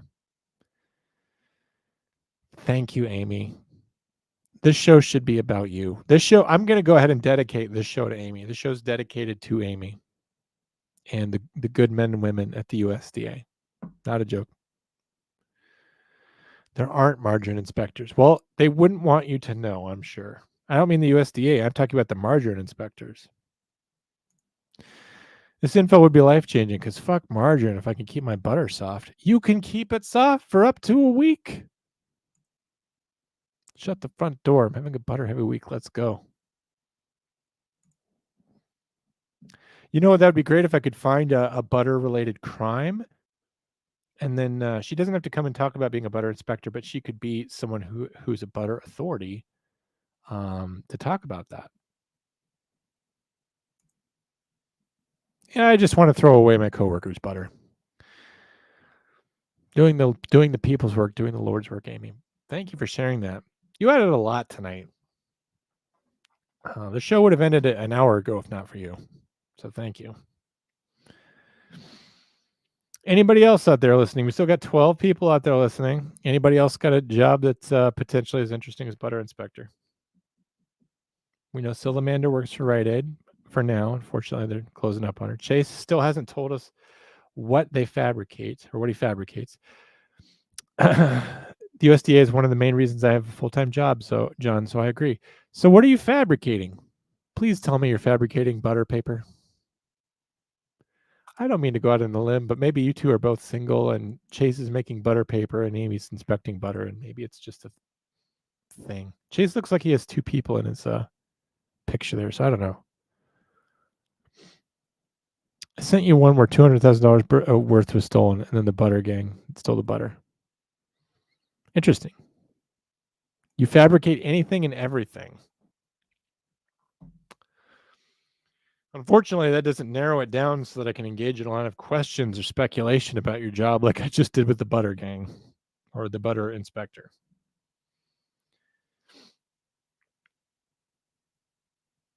Well, that's very nice. I assume that means that you're single. I will let you two figure each other out. Just invite me to the wedding. That's all I ask. Still holding strong at 12, even at this hour. Yeah. Amy, I'm going to tell you right now, based on nothing at all, you deserve better than Will. Amy, how tall are you? Because Will is like 5'8" or 5'7", possibly even 5'5" or 5'4". Whenever you see Will, he seems like he's very far away. And so you'll see Will Cray, and Will's likable, but diminutive. And you'll say, "Hey, Will!" And then he'll be like, "What?" And he's like right in front of you, and like it gives you like vertigo because like your senses don't align with like reality. Because you thought Will was far away based on how small he is. You thought that you were seeing a forced perspective of him as far away as a quarter mile. He's right next to you. So Amy, oh, you're 5'10". Yeah. No. Yeah. And you just said you're not single anyway, so right? I don't know why I'm scrolling up to find that information. It doesn't matter to me, but the point is yeah, Will probably doesn't deserve you, even though Will's a really good guy. It's just God ordained for him to be small, and so God ordained for him to die alone. And it's not up to us to question the will of God. I think it would be a sin to presume the mind of God. So when you ask God, why is Will so small? You shouldn't be doing that. Will's just got to get his game up. Will just needs to get his length up. Will needs cadaver shins from a very tall person to be implanted into his body. He needs to sleep sleep inverted, hanging upside down. Yeah, he has no game. Will just tries too hard to. Will immediately friend zones himself is the problem. Maybe we should invite Will on the show. Will's fighting with me, so that's why he's not here. Will hates me now. So that's why we're not here. But if Will ever comes around, if Will ever figures his shit out and decides that he can figure out his priorities in life and realize that I'm more important than some other things, then we could get him on the show and try to figure out, love advice for Will. That would also be fun. There you go. I don't even get it, and I agree. Just because I like who you are, Amy, as the USDA butter inspector. Florida Governor Heels. I assume that Ron DeSantis is short.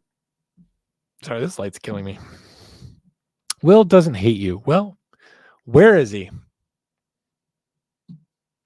He's at the gym. He's not dating a woman. You tell me. Can I just say, and I'll abide people. People can be different. I hate people referring to other people as kings or themselves as queens. Like, I hate hearing kings, queens being thrown around. And not just because the Constitution expressly prohibits titles of nobility in this country. I don't like it. A whole show 5 days a week couldn't get this guy a girlfriend. He's working on himself. Well, he's not getting surgery, so. I know. Oh, look, it's Lauren showing up 3 hours into the show. Lauren, did you expect to see me tonight? Because all rights, I should have gone to bed by now. And how are you? Hello.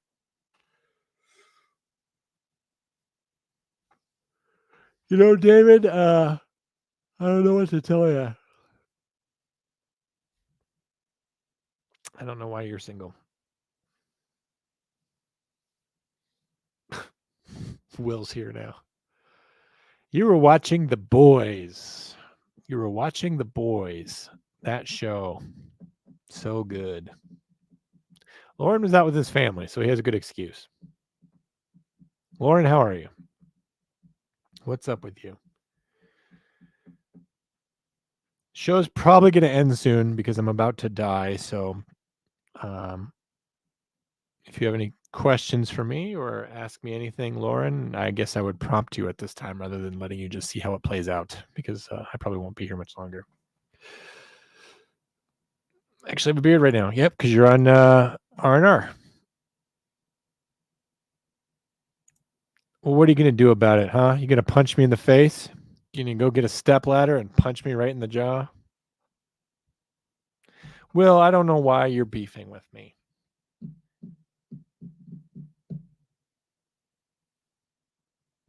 I want you to stop. I'm doing well, allegedly driving. Oh, man, I love to text and drive. Love it. So fun. It's the only thing that adequately entertains all the parts of my brain. I'm finally intellectually satisfied when I'm driving and texting. I'm finally doing enough input. There's enough input going into my brain to entertain me. Until then, I'm just bored.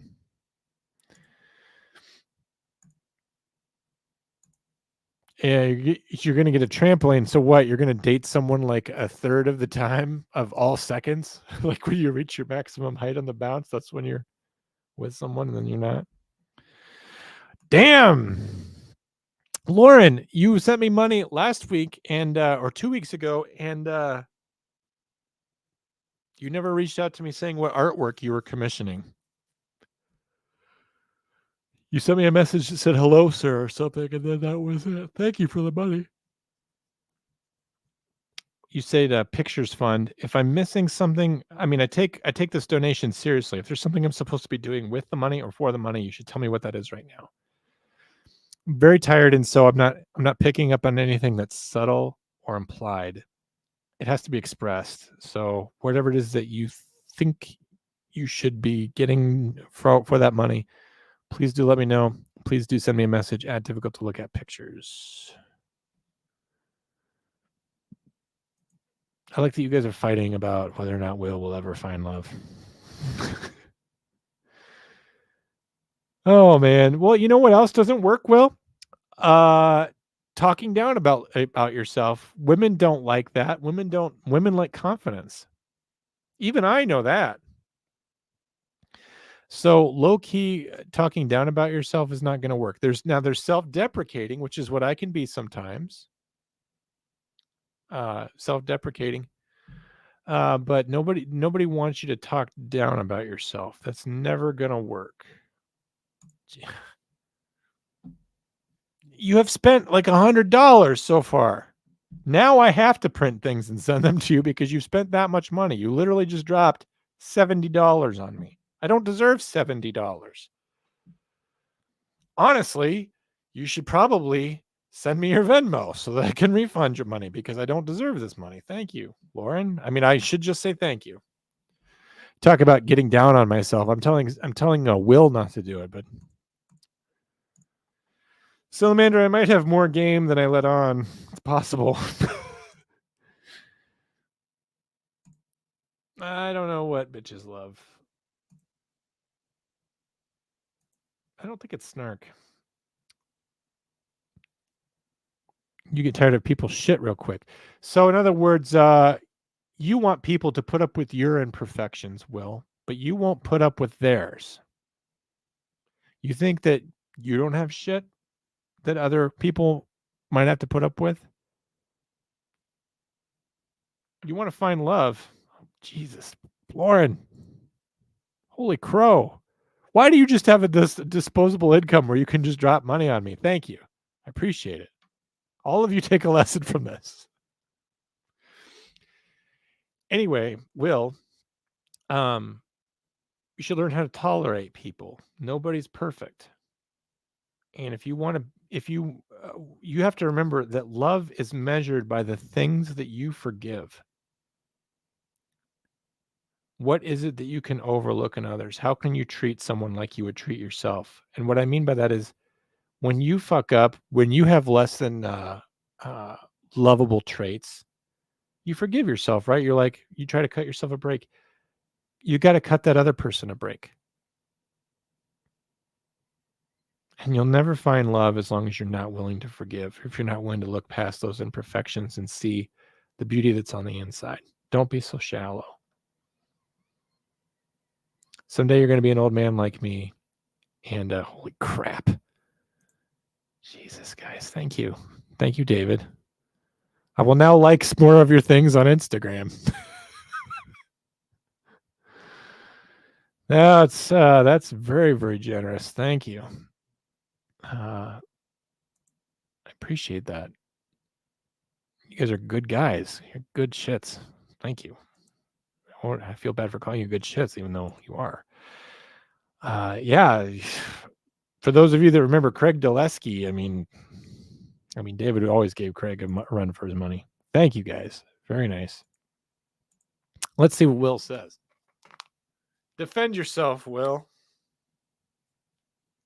I had a woman that I had to deal with over the weekend. Well, do you see the negative approach that you're talking about already? I had to deal with her. I didn't have the pleasure of the company of a woman. I didn't have the delight of the attention of a woman. I had to deal with the woman. I had to deal with over the weekend that was screaming at me in my face because I didn't want her drive a pontoon at 2 a.m. while she was very drunk.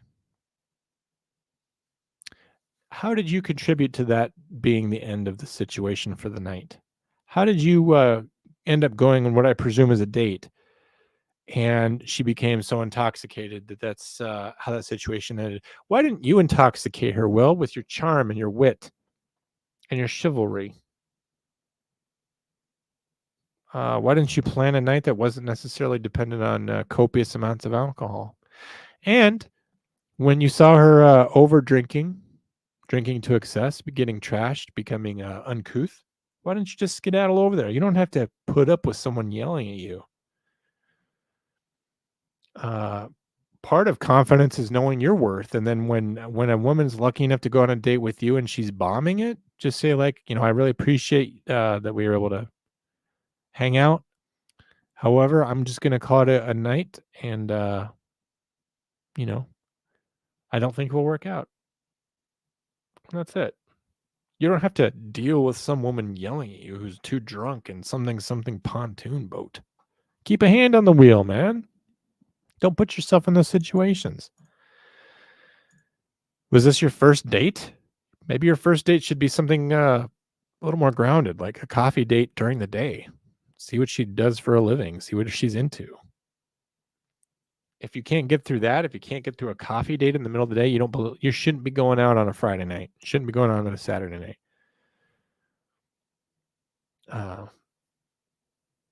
Do something during the day, meeting in a somewhere, low key, casual. Just seeing if you even want to be around her in person, if she stacks up, and she can size you up too. See if it'll work out, and then go on, have your second date be your real first date. I went on a lot of dates where women wanted me to buy meals for them, and then they would bail on me. I mean, I learned the lesson the hard way. Some women will go out on dates with men so that they have something to do. It has nothing to do with finding romance or attraction or love. It has to do with just you're going to pay for them at Ruby Tuesdays or wherever it is you're going. And that's it. You're going to buy the beers and they're going to bail. Lay the foundation first. Will, you work underground. You understand engineering principles, I think, based on what little I know about your job of being someone that digs and does sewer work and whatever else that you do. Stick with it, have patience, and then just be willing to really cultivate something that matters. Don't just go out with someone on a whim and then just, go out and go out to the bar on a Friday night. Find someone that's willing to invest in you. If they're not willing to put in that time, if they're not willing to risk having a boring day with you at a coffee shop, then they're not going to invest in anything else. So maybe just go a little bit slower.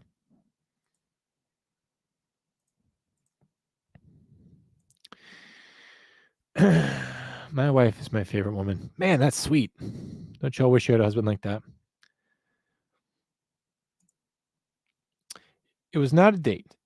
It was a cabin with a bunch of friends. She was one of them. I had a migraine all Saturday and Sunday. This was Sunday, Monday night on 2 a.m. and just was up to do. What does that have to do with your dating life then? All you did was tell a story. Somehow, this story about you being around someone who's obnoxious that you were not on a date with is now coming into a conversation about whom you date.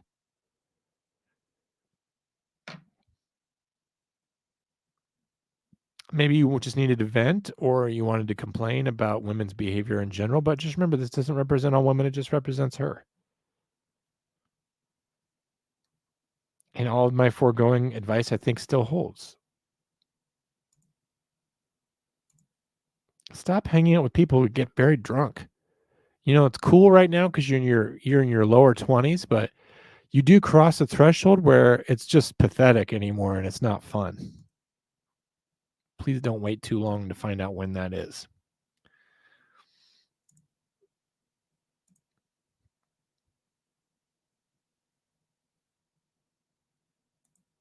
Last Thursday, she also thought it was funny when we were getting food for the trip to ram a shopping cart into me at full speed. That shot was not cool at all. Why do you, if I was hanging out with a girl or anyone and they hit me with a shopping cart, this would be my response. Are you a fucking child? Because I'm not a babysitter. Good night. I'm not going to be rammed with a cart. There are red flags that you are ignoring all the time, Will, and people that are just around you. Do you remember when I came in and had burritos with you? Do you remember how I was just cool and just tried to be nice and try to be friendly and engage? Do you remember how many questions I asked you and I gauged you and I showed interest in you? I hate to say this, but this is how a woman should behave towards you. They should show interest in who you are as a person. They should care about spending time with you. They should go out of their way to see you. I drove out of my way to see you, Will. I hung out with you. And I didn't rush it. I didn't ask for the check. I didn't get drunk because I wanted to be the best lunch companion that I could be to you. I hate to say this, but like that's bare minimum expectations for how a woman should be treating you. I'm not saying that they have to kiss your ass or think that you're so great, but you should be with a woman that wants to spend time with you as much as you do with them. You should be able to pick up on that immediately. That this occasion that you're dating them is just special for them. And if you don't pick up on that, if you don't sense that mutual attraction, that mutual desire, and it can feel and look just like friendship, somebody that wants to see you, someone that wants to hang out with you. If that's not there, you're wasting your time. And someone that rams you with the card is never going to respect you, because they don't respect anything. If they're ramming people with a cart, they don't have respect for themselves. That's a shameful way to behave, Will. That's shameful to them. If they had grabbed a cart and hit a pole with it, they would look like a moron. If you see somebody that's behaving that way, Will, go home. I know you probably get lonesome sometimes, but you will have a better weekend at home doing whatever it is you like to do in your spare time. Whatever that is, you will have a better time than putting yourself out there with people who don't deserve to be around you. All you're doing is you're aggravating yourself. You come here tonight with this story about how you had to put up with this drunk woman who was yelling at you with this pontoon boat and how you got ran with a cart. You got to raise that standard, man. Who gets to be around you? And you got to believe in yourself that you're worth something. Your time's a commodity, Will. Time's all your life is. Why are you giving your life away to people who don't deserve to be in it? It makes me sad. You're making me sad, Will. You're making my time sad. Salamander says, right, but if you tell everyone, it starts to sound like you're trying to convince yourself or that no one else is allowed to speak, you simply because you're married. Not all women are threats. That's a whole separate comment. This one was one time someone who I thought was going to be a potential partner, but we learned over time that it wasn't. If you're talking about the cart person, you learned from the moment they turned the cart towards you and had that look in their eye. That was the moment. You didn't have to learn over time. You learned in a flash. No one that rams you with a cart is a potential partner.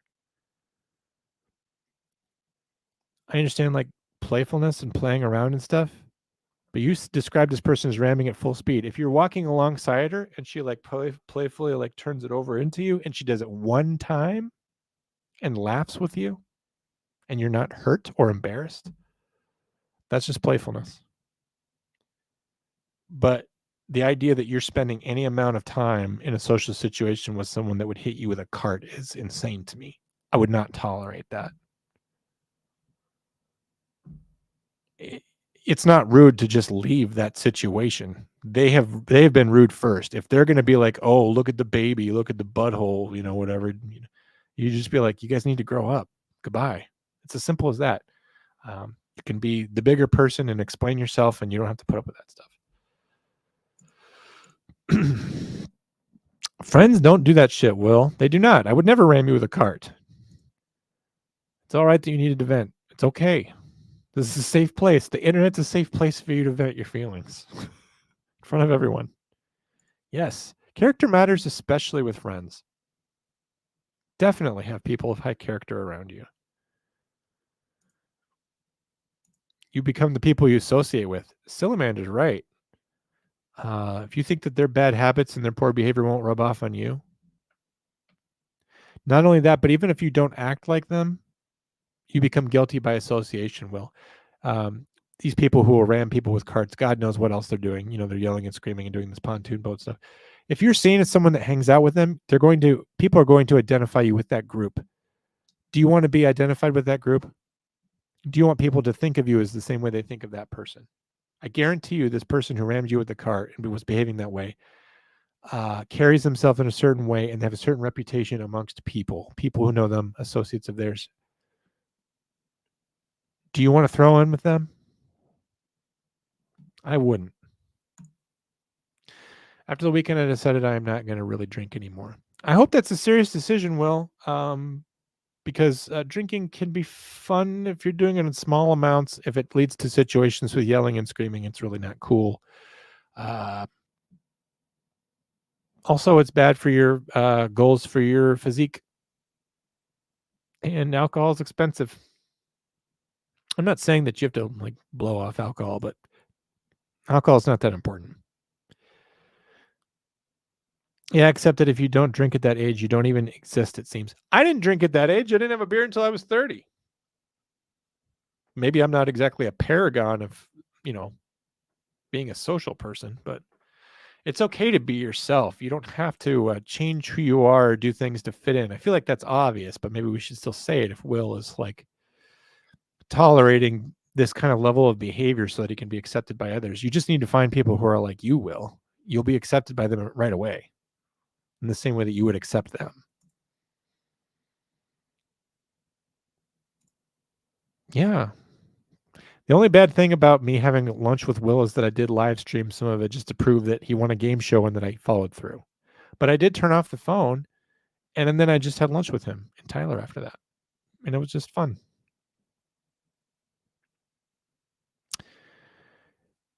Okay. We talked about this, Will. Who is your friends group? Are they people you should be friends with? Pick your friends better.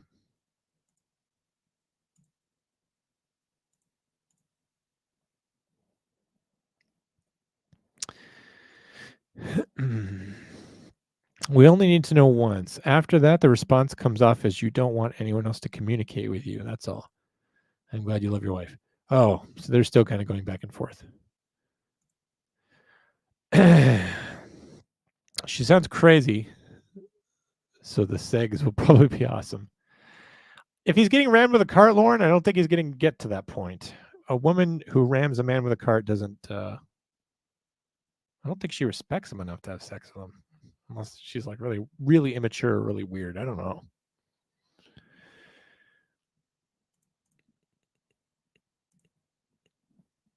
I learned a lot over the weekend about who is responsible and who is actually a good person. She is neither. Okay. You can walk away from that and be a better man. And she can now lose you as a friend and figure out that she needs to straighten her shit out.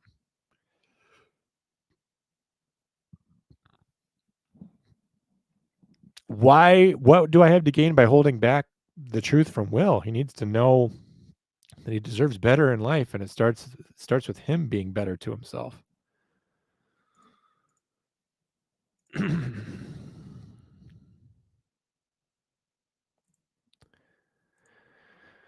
Okay, you guys kind of going back and forth. Definitely not a healthy partner. No. Nope. 90% of your friends need to go. Bosco's a solid role model, it seems. Lauren, how many kids do you have again? Probably a buttload. Tom Fields says Walsh. Anybody have any idea what this is about? Hi, Tom. Welcome to the Comp Center After Show. Walsh, you say. I just wanted to let this one kind of air out because I'm very tired, and it's possible that this is the most ingenious thing I've ever seen, and I just don't know it. Thank you. Will says, I have like 2 in real life friends that I can really depend on. You have 3 whenever I'm in Minnesota. And I actually stop. If I knew you were having a hard time, I would stop though. And if I made plans to see you, I would not bail on you. I've never, part of the reason, Will, when you get, when I say like, hey, I'm in your town and I drive by and, I'm not seeing you, it's because I literally don't have time. If I had time and we made plans, I would not bail on those plans. One thing you could say about me, and you could say a lot about old John, but when I make plans, I don't bail on them. I don't do that. What that means is sometimes I don't make plans with people, and that can be hurtful, but I would rather undercommit and over-deliver to my friends than overcommit and under-deliver. So that is one thing about myself that I'm proud of. This is wise. That said, you don't have to be an absolutist either. You don't have to say like, well, if I'm going to go out tonight, I'm not going to have anything. Just have 1 beer. Just have 2 beers or whatever your tolerance is. Have a fruity foo-foo drink. Hemingway drink daiquiris. Have a margarita. Have a drink that makes you look stupid. Have the confidence, Will, to order a ridiculous drink and still walk out of there with your head held high as a man and take all the jokes and laugh about them. Margaritas are delicious, by the way. Don't change yourself to fit in, but there's a sense of general decorum and reading cues that needs to happen and be reacted to. Very, very much so. I'm glad you had a good lunch. We will do that again. When's the next time I'll be up in the Twin Cities?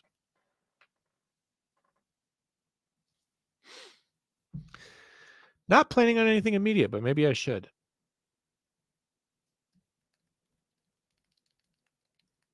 I'll get back to you on that. I'll see if I can build in some extra time when I'm on the way to see you. Salamander says, road trip to Michigan, Will. Go out with lunch with you, and I can tell you the truth, woman. Boy, that would probably actually be really good for you.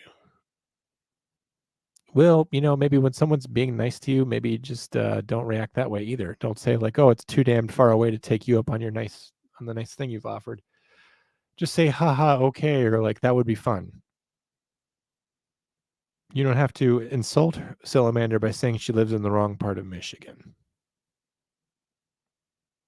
This would also be a part of you stepping up your game.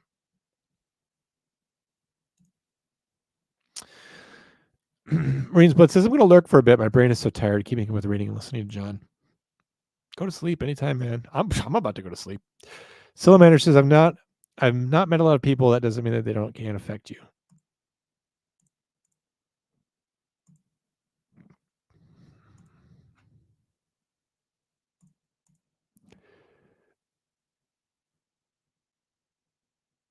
Not bailing on plans is something that is super respectful. I've always tried to do that. That's why I don't make a lot of plans, but the ones I do, I know I usually don't make them unless I'm following through. And I've made a lot of commitments to people, just even podcasting wise, that I try to follow through on. Moscow Mule, there you go. If you like ginger. I like Sunday sours, there you go. You could do that if you want. I'm glad that you don't feel like it's an image thing. If it's not an image thing, well, then you don't have to drink when you go out. That's kind of the reason why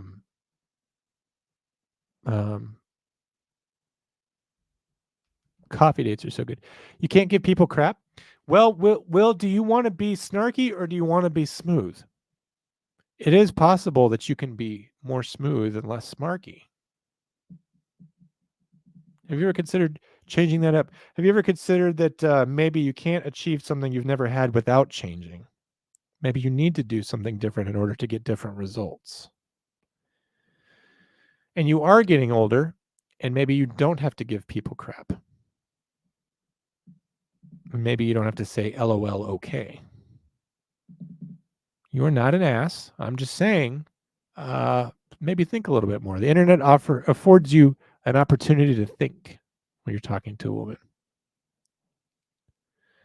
Salamander says, I'll meet you at the border. Well, go halvesies. What do you say to that? Say something nice, Will. Say something sincere. Can you do it? I'm waiting on you.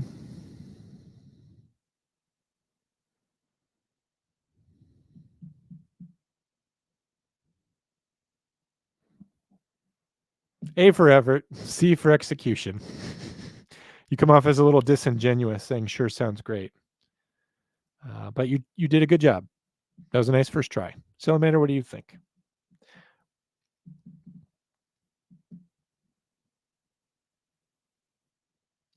I can only do what I can do, and if Will doesn't want to hear me out, that's fine. That said, Will, you should know that I've dated a lot of women. Successfully, I might add. I don't anymore, but when I was your age, I didn't have a problem. I'll just say that. You're listening, John. Well, I mean, I've said it all. I just want you to try to maybe just consider changing up some of the things you're doing. You don't have to have alcohol to have a good time. You also don't have to be a teetotaler. A teetotaler is someone who doesn't drink at all. Choose your friends group a little bit better. Slow down when you're meeting a woman. Go on a coffee date. It's not a big deal. Be gracious. Don't be snarky. I think snark and sarcasm is something you can get when you've been talking to a woman a little bit longer and she gets you, because you want to make sure that a woman understands every time you're being sarcastic. It doesn't mean that you have to hold back everything. because I want you to be who you are. Don't be a fake person. A woman won't like that either. But I'm going to go out on a limb and think, and I'm going to say that women like to be wooed. That's a word we don't hear very much anymore, but I think women like to be pursued by men. I think women want to feel special to a man. And a man who's treating a woman as though she's something special will show it in little ways. And I think women can pick up on the little ways if you're treating a woman like she's special. And you need to find someone that you can treat like they're special and someone that's worthy of that. I didn't say be picky. You should be picky. But picky is really the wrong word. Selective is the word.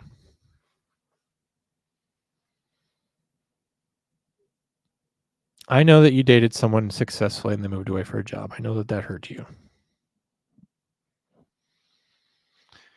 But, you know, be the real you. And that's the other thing about snark, Will, is that sometimes it's like you're kind of like hiding yourself. You're covering up. You're putting up this wall of snark so that someone can't see how good you can be or how sweet and kind you can be. Snark is a way that you push people away. Yeah, it's okay sometimes, depending on who you're talking to or what your situation is. But you have to remember that if you're looking for a partner, ultimately what you're looking for is intimacy, closeness. And to get there, you can't do that by giving someone crap.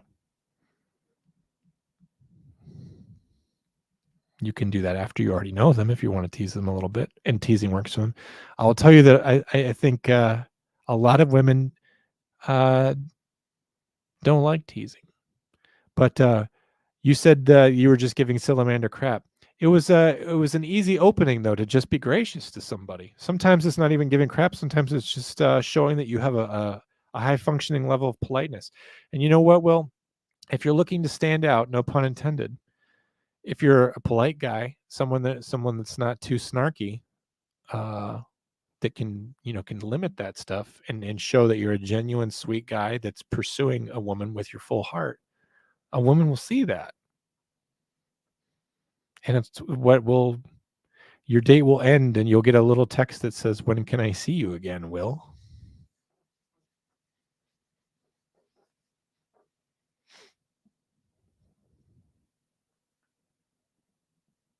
I did know that. You've told me that before, Will.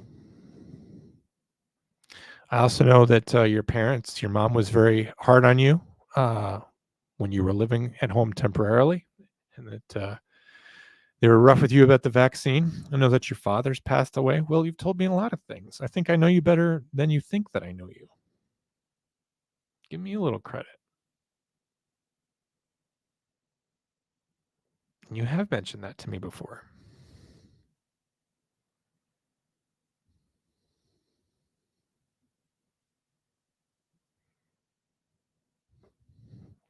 The thing is, I try to be my best in person, but I come off as an ass online. Okay. That's all right. I don't want you to think that I'm dogging on you, Will, or that I don't like you, or that I don't accept you as you are. But just give it a little bit more thought. That's all. April says, still on? Is this the new Truman Show? April, you would be surprised. I just gave Will advice on dating and intimacy and how to woo a woman, how to make her feel special.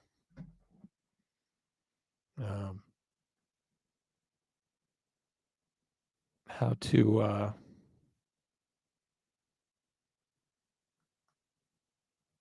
find meaningful relationships with people. Will spent an unfortunate weekend with some terrible people that got drunk and screamed at him and rammed him with carts. And like, this is the people that are in his life. And I'm inviting him to rise to another level.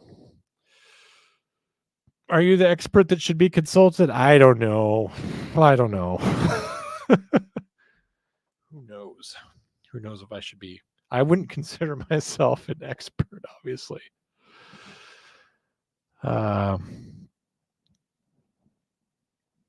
But I think I know something about sincerity. And Will was being a little snarky. And April, I know that you like you love snark actually, but there's a time and a place. Saltspurs has just finished catching up on the debate. John, you go hard. You can't believe you're still on. Missed the show. I'll watch the replay. What's up and good evening to you, 11 other commandos. Yeah, I'm heading in towards 4 hours, and now I have 18. You realize I shouldn't start the show till the middle of the night, right? Why do I start the show at 8? The show should start at 10 p.m.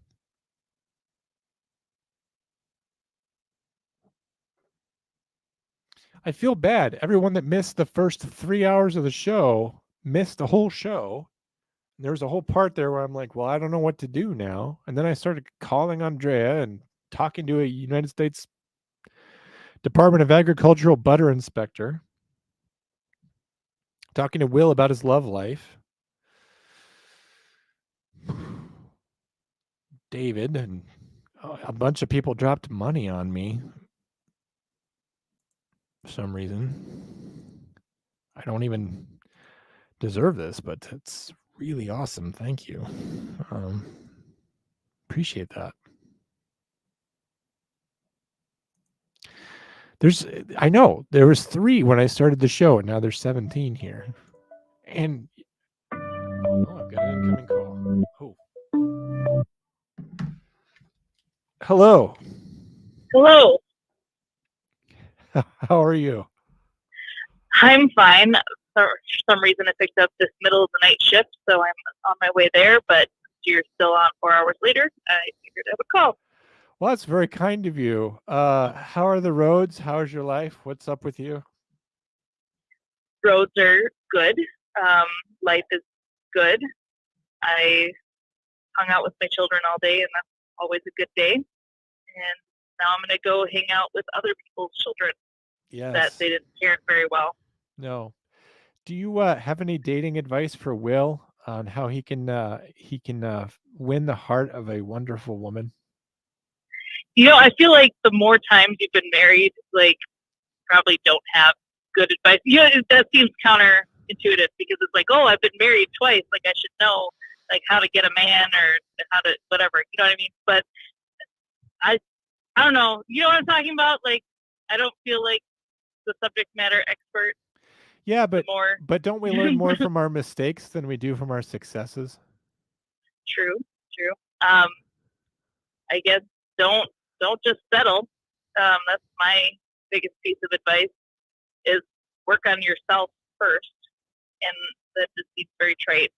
But when you are whole, you will find someone who can compliment you even better. That's my advice. Settling leads to horrible first marriages. Yeah, don't do that, Will. That's good advice, April. See, that's something that an unmarried person would never be able to say. So I appreciate you bringing that to the table. Yeah, well, I feel like I've heard that everywhere, and people just don't listen. I never listen. I was married at age 20, so yeah. What do you even say about that? But I didn't even know who I was, let alone the person who I was marrying. So, Yeah. Or Will can just get a job in a prison.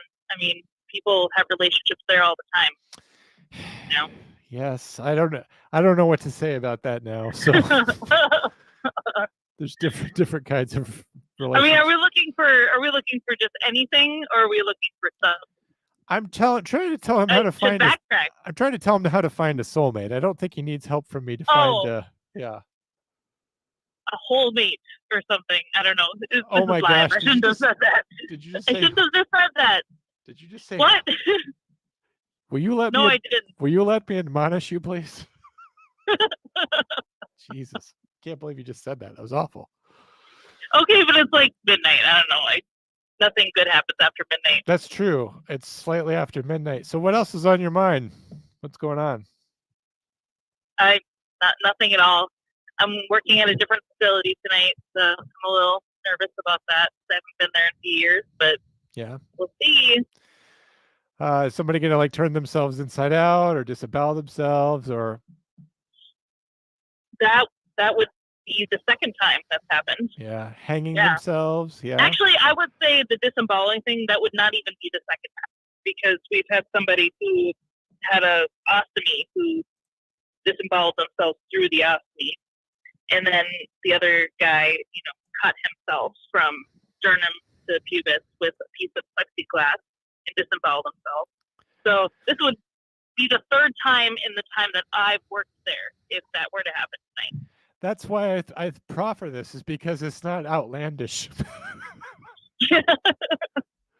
Yeah, it's not. It's just another day in prison. What a unique job you have. I know a long time ago we did a couple episodes with you on my other podcast that were tremendous. So we talked about the disemboweling on those episodes. Yeah. But what else is going on with you, or is anything on your mind tonight? Or I can't remember. It's so late, I don't even remember. You missed everything with the USDA butter inspector. That was kind of fun. Yeah. I thought she was joking, and she said that was her job, and then it turned out it was real. So it's like, oh, like people make a fake job, like, oh, that job that's about butter, and then she started going into it, and I was like, wow, that is like a legit job.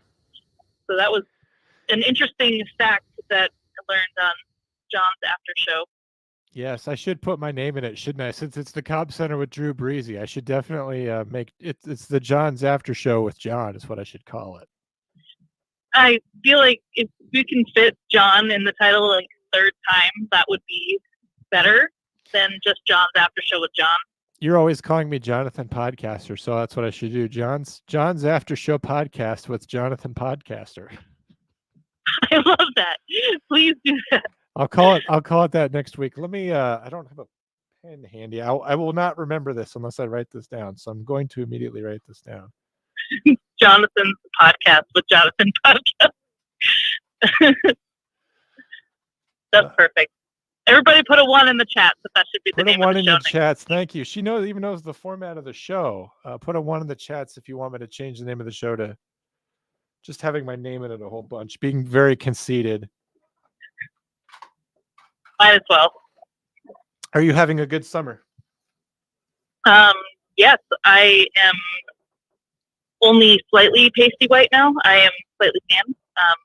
Still pasty white because I'm at the pool like 2 or 3 days a week, yet I still can't get tan. And just working overnight and then not sleeping before those, and then hanging out with my kids during the day, and just really at a deficit of about 36 hours of sleep per week. And I think that's just accumulating, and I'm losing my mind. I was going to say, as a medical professional, what are some of the long-term effects of sleep deprivation?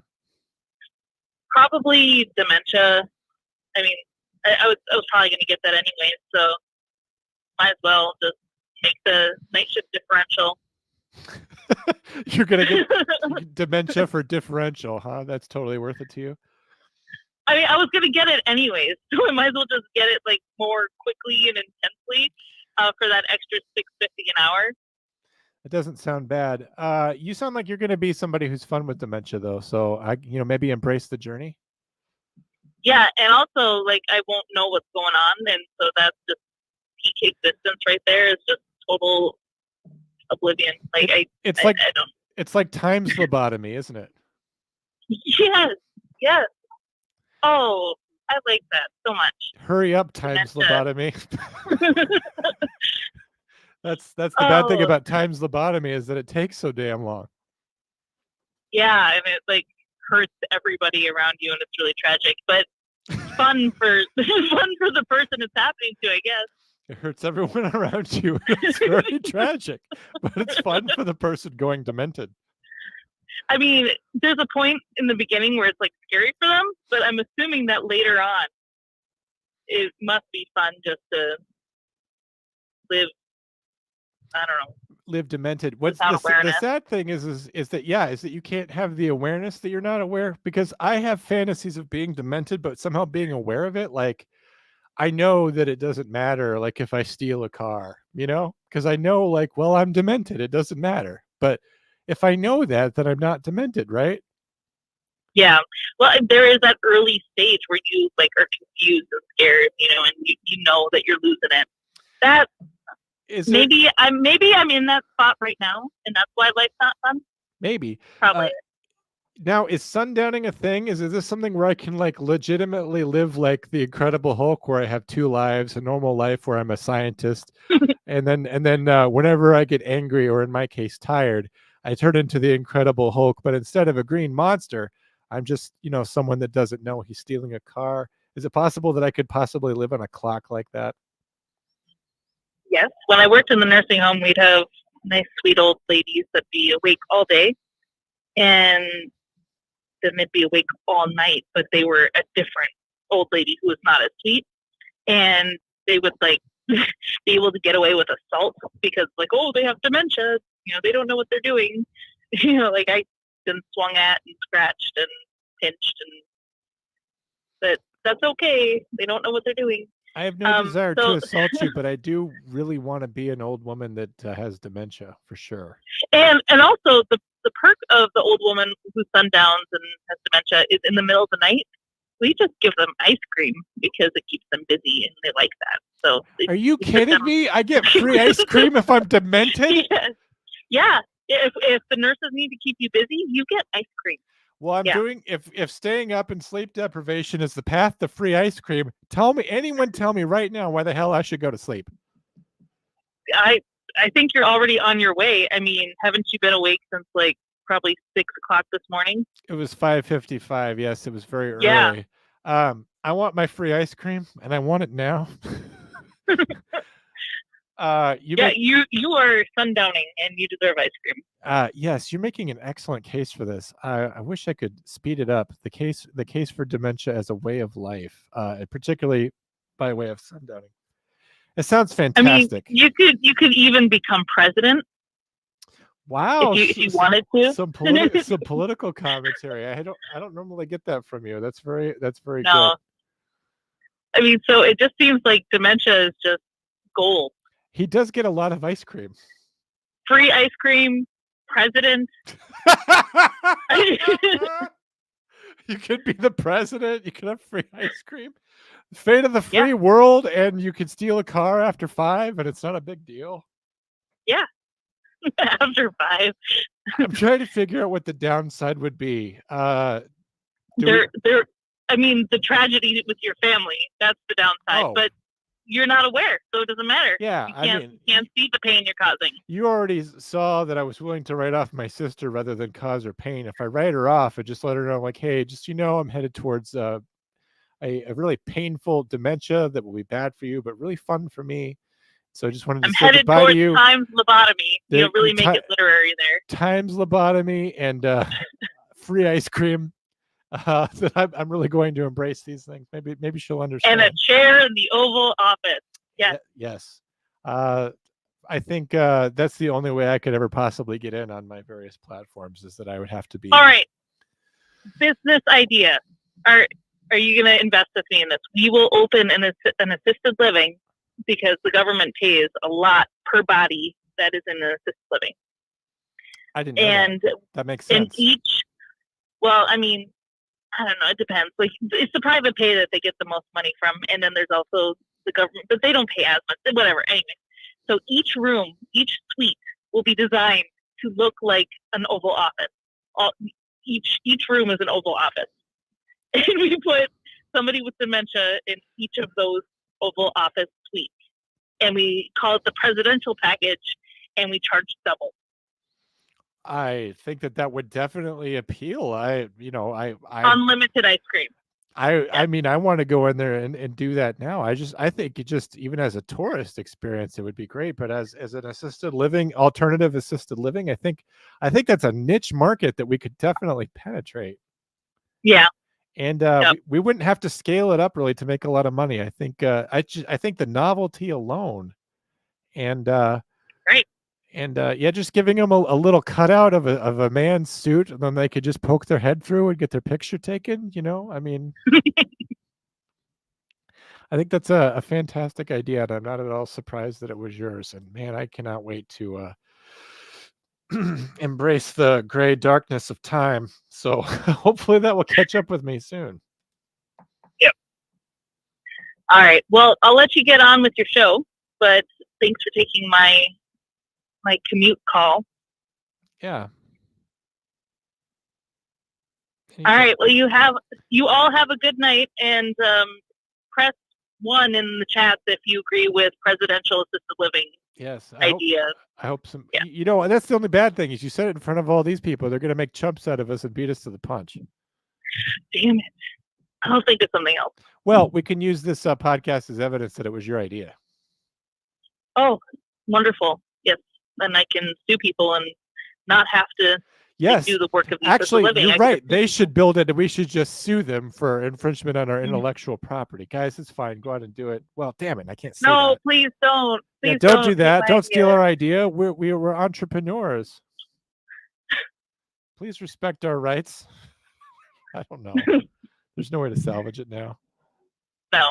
All right. Well, you have a good one. Will you do me a favor? Will you please be safe in that nut house? Will you please not have anything terrible to you? I don't want you ripped in twain or anything. You know, like. I mean, now that I know that punching someone in the face is acceptable self-defense, I think I'm going to lean into it. See, I want to talk to you more about this. I know you probably can't, but why wouldn't punching in the face be acceptable? To me, it seems completely acceptable. If you're fighting an inmate, if it's you on him, like anything goes, man. Okay, so isn't that in policy that you're even allowed to use weapons of opportunity? Like I'm always like, man, I want to hit an inmate with a fire extinguisher. Like I always wanted to do that. Like they come at me, I got a fire extinguisher, I'm getting them. Okay, so this happened after you left, but the fire extinguishers used to be accessible and they no longer are because an inmate got a hold of one and deployed it and caused mass chaos and was like assaulting people in the smoke of the fire extinguisher. It was amazing. They locked up all the fire extinguishers after that. So I don't even think that a fire extinguisher is a weapon of opportunity anymore, even for you. But it's not even a weapon of opportunity against a fire anymore either. No, it's not. Not at all. How do you fight fire? You just fight nothing. And wasn't there a bit of a kerfuffle about fire equipment, firefighting equipment, particularly at PI a few years ago? I mean, I remember this. How many times has that place burned down? Like a lot. I remember the story going around that no one knew who investigated fires there, whether it was the local fire department, the state fire marshal, if it was the department itself, if it was like some other body, and everyone was just like, oh no, we don't investigate fires at the prison. And they kept like passing it around, and the news is like, so no one investigates fires here. And then finally the fire department was like, they all got together in a meeting because the state fire examiner's like, well, fuck, I definitely am supposed to be the one investigating fires on state property. That's definitely my job. But he's like, we can't have the government looking bad. So they basically gave money to the local fire department and said, listen, everyone loves you guys. You have your parades, your red trucks, and your Dalmatians. Will you follow on your sword on this one? And then they pocketed the oversized manila envelope stuffed with cash. They said, absolutely, Chief, we got you. And then the fire department said, yeah, it was our job to investigate this. Sorry, guys. And then nobody gave a fuck because everybody loves the fire department. Because they think of that movie with all the dogs. Because you know the Dalmatians are actually really aggressive. I did not know that. Yeah, so that movie actually like changed the how people view Dalmatians, but Dalmatians are inherently very aggressive. What movie? And what movie? What movie changed the world's perception of Dalmatians? Is that the question you just asked me? Was it 101 Dalmatians? Yes. Okay. Yes, it is. Were they aggressive in that movie? Because I just remember them. No, they were not aggressive in that movie. Well, they were playful little scamps of pups. And okay, anyways, that was a tangent. What kind of dog was Tramp? He looked like some sort of terrier. Okay. I remember that spaghetti thing. That was like the most romantic thing that could possibly happen when we were kids. Remember that? Yeah, I truly thought I was going to grow up one day and like at my wedding reception dinner. Like we were gonna have spaghetti and we were gonna meet in the middle on a long noodle. Like You're truly, not that was- joking. When we were kids, we did No. believe that was the pinnacle of romantic. You know, you guys, it's somehow slurping the same noodle. And then let me ask you this. I think most men my age, we had our I guess to be classy, I'm going to call it romantic awakening. Simba and Nala rolling around in the jungle, and Nala gives Simba those fuck me eyes. That movie should be rated R, don't you think? Yeah, and our parents were just like smoking a cigarette, and drinking a beer, and saying, "Go watch Simba and Nala fuck each other. Just Okay. leave me alone." You know, that's. I'm just saying that moment was a very mature moment for a couple of lions prancing around in the jungle. And can you feel the love tonight? I mean, Yeah. Yep. Yep. Disney, those Disney movies. I were on didn't another feel level. anything romantic during The Little Mermaid, though. Did you? I mean, the whole thing is weird. Yeah, because she's like really bad at making decisions. It's clear that it's a scam the entire time. Yeah, and like you have to make out with somebody that you don't know that you say that you love, and it really screams just a very toxic relationship. And then she ran off with him, changed her whole life, got plastic surgery, or I don't know how she got those magic legs. surgery. Yeah. Yes. So it's even harder to cement a deal by making out with someone than it is to just find them based off their shoe size. Like she had even a rougher deal than Cinderella did. Mm-hmm. And Cinderella's life wasn't loneliness under the sea. It was just like scut work. She had no stakes. Right. What about like Aladdin? do you want to talk more about Disney? Is that what's okay? All right. Yeah, Aladdin. That was what was unrealistic about that show. I mean, everything. I don't know. The carpet, genie. I guess. Yeah. I don't know. Yeah. I mean, I don't know. Tell me what your thoughts are on Aladdin.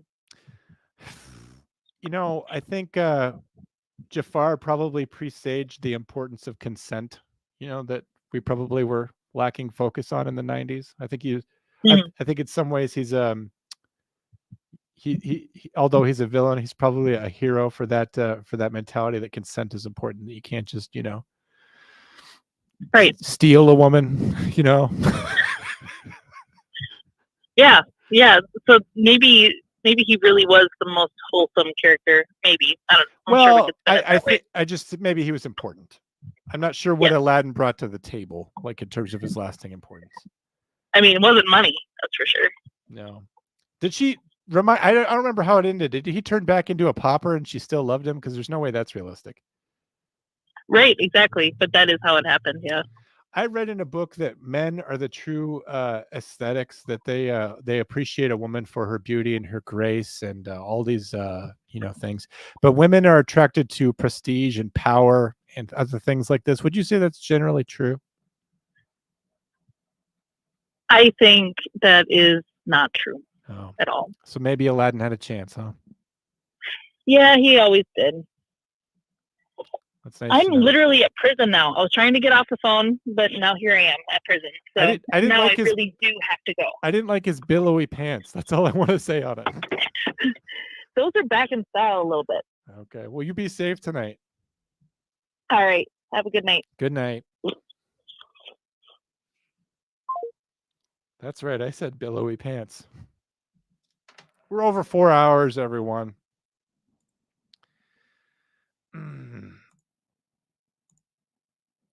Will I expect a DM on Instagram this weekend? You guys are all settling that out.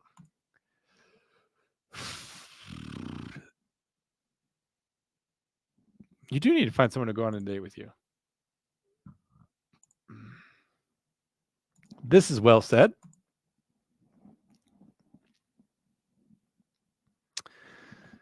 Yes, Will. The anatomy, their knowledge is very good.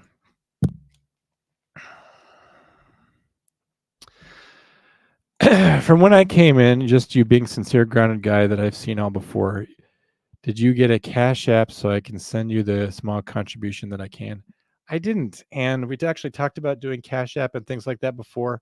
I want to avoid that because, like, if someone pays me money on a Cash App and then like they report fraud because I didn't render a service, I'm not saying you would do this, Salt Spreader, but somebody would, and then I don't want to get into a dispute with someone over their money,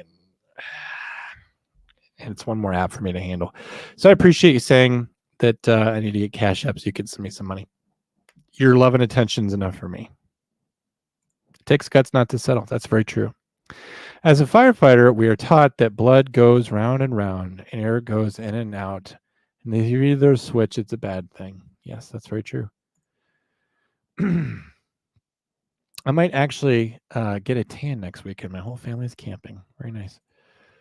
John is joining on the After John podcast with John. It will be called that. That's the only way I can send funds, and I really think you deserve all the love that you might have got this evening. The more you guys put in a lot of work, and I'd like to give what I can for the work. I appreciate that, Salt Spreader. I'll run it past Drew. I'll see if that's something he wants to do. Com Center is an LLC, so if we do that, we set that up, we would need to set that up through the LLC and not through me. So I'll run it past him because I don't think that we want to say no to other avenues of income, but we have to be business smart about it. And we have to remember that not everyone is as kind as you. And every time, like our situation with TikTok, right? Like we finally went ahead and set that up, and then it ended up being a pain. So you have to be careful. Marine's Blood says that he burns. He works outside. Real men don't wear sunscreen. Real men also die of skin cancer immediately. That is why I eat so much ice cream, right? Sun Joing, you guys picked up on that right away. You guys all like one. You like the idea of the Oval Office suite at the assisted living home. Dalmatians are working dogs, if I remember right. Very protective, not aggressive. They also have bad hearing. Perfect fire department dogs. Interesting. You guys should have debated about that. They were used as fire department dogs to protect the horses and apparatus when on call. Interesting. You can't steal women. No. Salamander, go to sleep. I'm going to end the show. I'm about to end it. We're over 4 hours. Will, you're allowed to go to sleep. Marine's Blood, go to sleep. Everybody, go to sleep. I love you all. Thank you all. It was an interesting after show. Sometimes I think when I do the episode that nothing interesting is going to happen, then it's going to go on for 10 minutes. Tonight's episode, because of the debate, I'm like, I will talk to the 3 people here. I'll talk to them for 10 minutes, and that's it. Turned out being so much more as always. And that's because of you guys. You guys contribute so much to the show. You guys make the show happen. I just sit here and I react to you. And I love interacting with you guys. Will Cray, you will find love. It will happen to you. Just don't be in a hurry. Lauren, thank you for dropping $50 plus $10 is $60, plus $20 is $80, and $180. Amazing. And Salt Spreader who wants to give more money. Fantastic. Thank you to everyone who was here in the chats. Foxy, David, Will Cray, Marine's Blood, Salamander, of course, Lauren, April, who called in, Melissa, who called in, Amy, who was in the chats, our butter inspector. We appreciated that. We turned that into a whole thing. The show's dedicated to you, Amy. We appreciate you. Abby was in the show earlier tonight. We appreciate that. My sister Christina was here. David, if I didn't mention, was here. Making the show a better place just by showing up. Who else was here? Salamander, of course, called in. Dewey was here. Drew, conspicuously absent, but he's on vacation, so it's fine. Thank you to everybody that showed up tonight, especially since we know that you have your choice of podcasts, particularly on a night when we're up against another podcast that many of you also probably love. So I appreciate that you chose here and you showed up here, and we appreciate you, and can't wait to see you guys all next week. Hannah Payne continues. It's going to be interesting. The case is going to turn on its head. I guarantee you, some of you at least will change your opinions because this case is not what you think. I'm going to take this energy with me. Everything that Melissa told me, everything I learned about being a butter inspector, certainly all the money, and I'm going to put that as wind in my sails, and I'm going to do everything I can do to get up on Monday morning and do a show that some of you may attend. I appreciate you guys. I hope you have a good night. Go get some sleep, everybody.